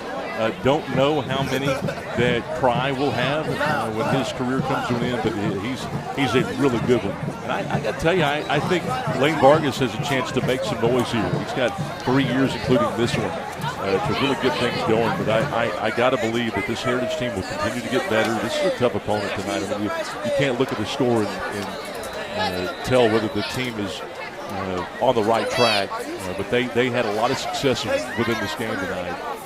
They did, and it was a similar script to what we saw the last time these two teams played. Close at halftime, but Anna really takes advantage of it in the second half. And there are some positive things you can take out. And like you said, it's a learning experience. And really, when you talk to Jerry Edwards, he explains these first 4 games are all for those learning experiences until we get into district play when a lot more is on the line. And a lot has been on the line for the last 2 decades for this Panther team, a team that has been consistently in the playoffs every year for the last 20 years. They have that same expectation. Yeah, they've been great. I mean, we talked about it at halftime with Lane Vargas' dad, Michael. They win 12 games, 3 years ago in Coach Edwards' first year. And then they went 8 games in 2024, 7 games last year. They went, 4 rounds deep in his first year. They've lost in the first round the last 2 years. But just to get to the playoffs, this is a tough district. I mean, if you don't know much about this district, not only do you have Heritage is a good team, but Argyle's been consistently good. Lovejoy's been good for the last decade or so. The Colony's better this year. They've got a lot of athletes over there. They've got a massive offensive line. They've got a quarterback that threw for 2,000 yards, 19 touchdowns last year. So those are the top 4 teams in the district. Dave Campbell thinks it's going to be Argyle, Lovejoy, Heritage, and Colony. Those are the 4 playoff teams that they predicted so far. Vargas to the outside and broken up.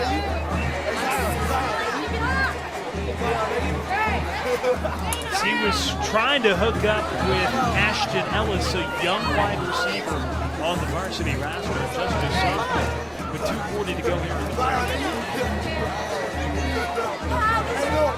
Still some meaningful opportunities, and in a game like this, you learn a lot more playing a fifth-rate team in the state than you would maybe playing an opponent that you match up more favorably against. And so there's great things to take from this game and the staff to see them put everything together. And then you learn so much more when you play high-level competition. You've got to give Jerry Edwards a lot of credit, because that's what he's done every year he's been here. And part of that is the history of the program. It's tough to get names in. Michael Vargas, Lane's dad told us at half. But the other part of it is he hunts those games and wants those games because those are the games you want to win in the postseason. Hey, listen, Jerry Edwards is a great coach. All-time wins leader at Harker Heights. He was there for 10 years and really put the foot on the gas the last 4 years. They had a really good run. That's how he got this job. Vargas connects connection once again. Hewitt continuing to have a big night. Had an over 50-yard reception in the first half and a nice completion right there. Boy, he is shifty. You can see why he turns screens into big plays. When he makes a cut, he makes you miss, and he will get upfield in a hurry. Really active in that scrimmage against Melissa. And he has had a big elevated role. You can see it just in week 1. He's going to be a factor in that wide receiver room. He's had the 2 longest receptions this evening for Colleyville, and a guy that has that speed that was on that junior varsity team a lot last year, now stepping up and having a good connection with Lane Burris. He's a nice compliment to Prysha, Sunwall, and Johnson, no question about it. And he's had a good game today, but it's not just his ability to catch, but it's his ability to run after the catch. I think it's been most impressive about him tonight. Minute 51 to go. Getting wrapped up with this opening game here in the 2026 high school football season. So glad to see football back in action. Vargas going toward the end zone. Lucas Sunwall gets it done. A little highlight play at the end of this one. And the Panthers with a big-time grab in the end zone. You've got to win one-on-one battles. And that time, Joku is matched up with him, and he's able to run to the post and out-leap him, out-skill him, and pluck that thing high and catch it for the touchdown. Really nice play and a nice grab. Pretty good throw, too. Good execution all around. Sunwall 8 grabs as an underclassman for touchdowns last year. Yeah. And he has his first year of this year, and he's one of their best targets down the field because he's got great size, excellent hands, and can make those tough contested catches in tough areas like the end zone where he's been so excellent. He flourishes there again. That's really good to see. Colleyville going to come up on the wrong side of this one in the win-loss column, but to get a play like that to end this game, that's confidence for this team that they can build upon these runs here.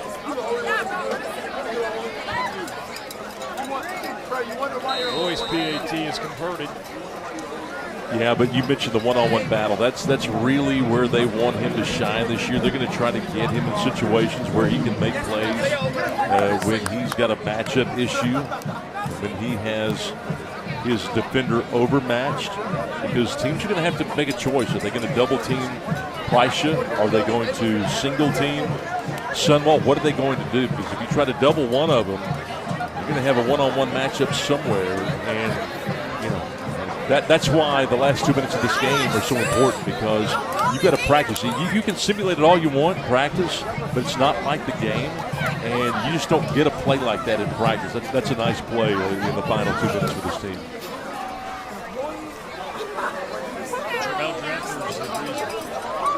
I do. It's very important to get those points, and you want those drives to end the game strong so you can have that confidence and then that momentum carried over into the next game. Lucas Sunwall, he dazzled at times a year ago, and that was a really impressive display to get a play like that. Yeah, you've got the District Newcomer of the Year award for a reason.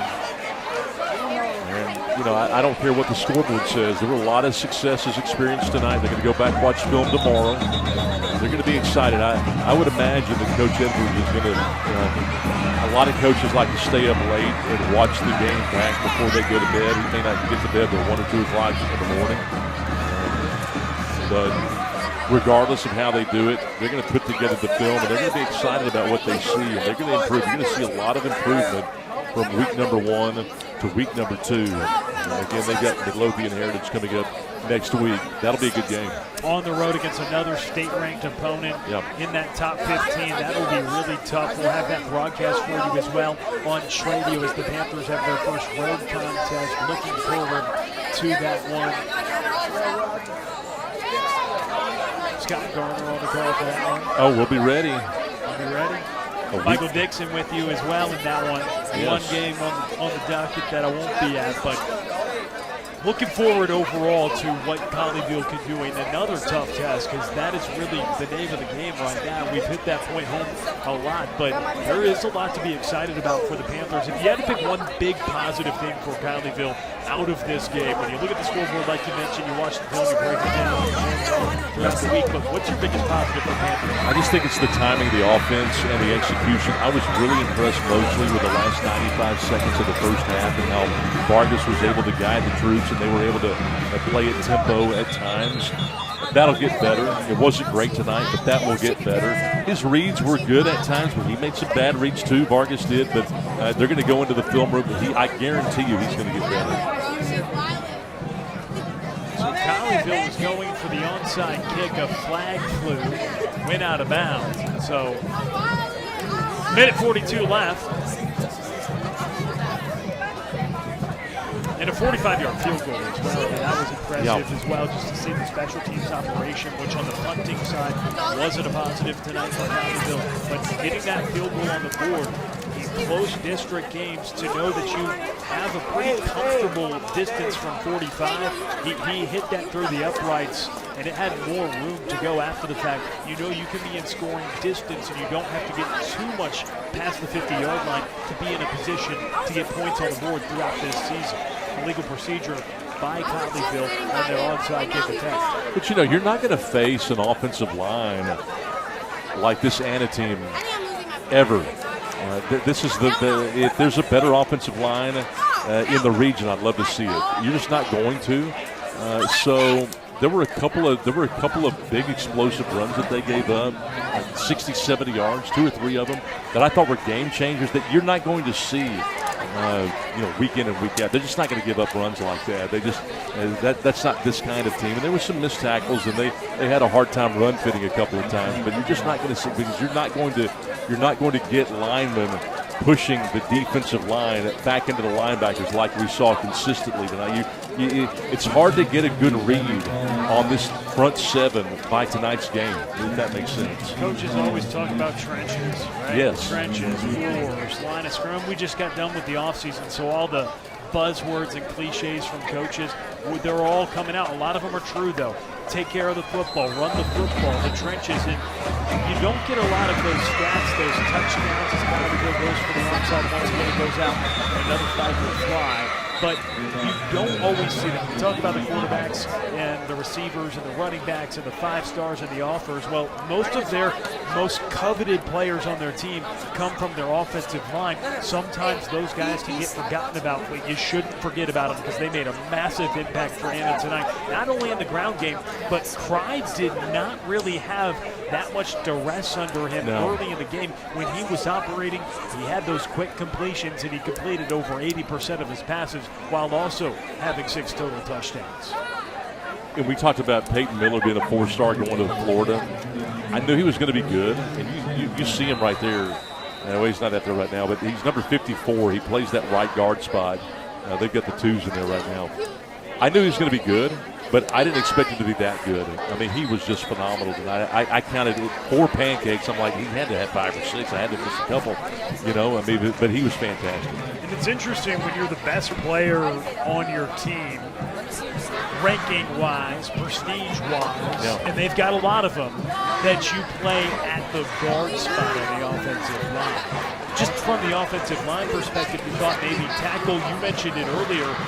A lot of scouting departments have him as one of the best centers in the entire nation. So to have that luxury at guard, it can design some really interesting things for them in the run game this year with Jules Carter and some of the 2s who have had big runs. It seemed like it didn't matter who was carrying the ball with the big holes those guards were creating and pulling, and just so athletic up front. Yeah, and if Colton Tucker were a better guard, they would put Miller at that center position. But they probably feel like Tucker has to play center, and they have to put Miller at that guard spot. The coach talked about how, I believe it's Sean Sherman is playing at that left guard position, not because he wants to, but because he has to. They've got 2 or 3 guys down there that would rather play different positions, but they don't have that luxury, and you have to play where the team needs you. Team sport. Yes. All 11 got to work together, and that's what Anna has done tonight, leading 49-31. With just a few seconds, final play of the evening. Umbrella hits it out to the outside and just getting across the 40-yard line. That will do it tonight here from Grapevine, Texas. 49-31, the final score. Anna picks up the win here at Colleyville as they dominate in the second half, take advantage of some turnovers, a blocked punt on special teams for a touchdown to really put it in the coffin. And their star quarterback, Cry, gets it done. Zephyr Cry with 6 total touchdowns. And all in all, Anna wins it 49-31 the final score. They dominate the trenches and they dominate on the scoreboard here. It was really a game that turned out about like you thought. You expected these two teams to score a bunch of points. Heritage really met a buzzsaw in the second. I thought the Anna defense was spectacular in the third quarter. Well, we'll say so long for now here from Panther Friday Night on Tradio. For London, Trey Bell, Tremel Jeffers, Scott Garner, I'm Will Connerly. The Panthers at Midlothian Heritage next week. Should be a fun one. Can't wait for it. Watch on Tradio. We'll see you next time.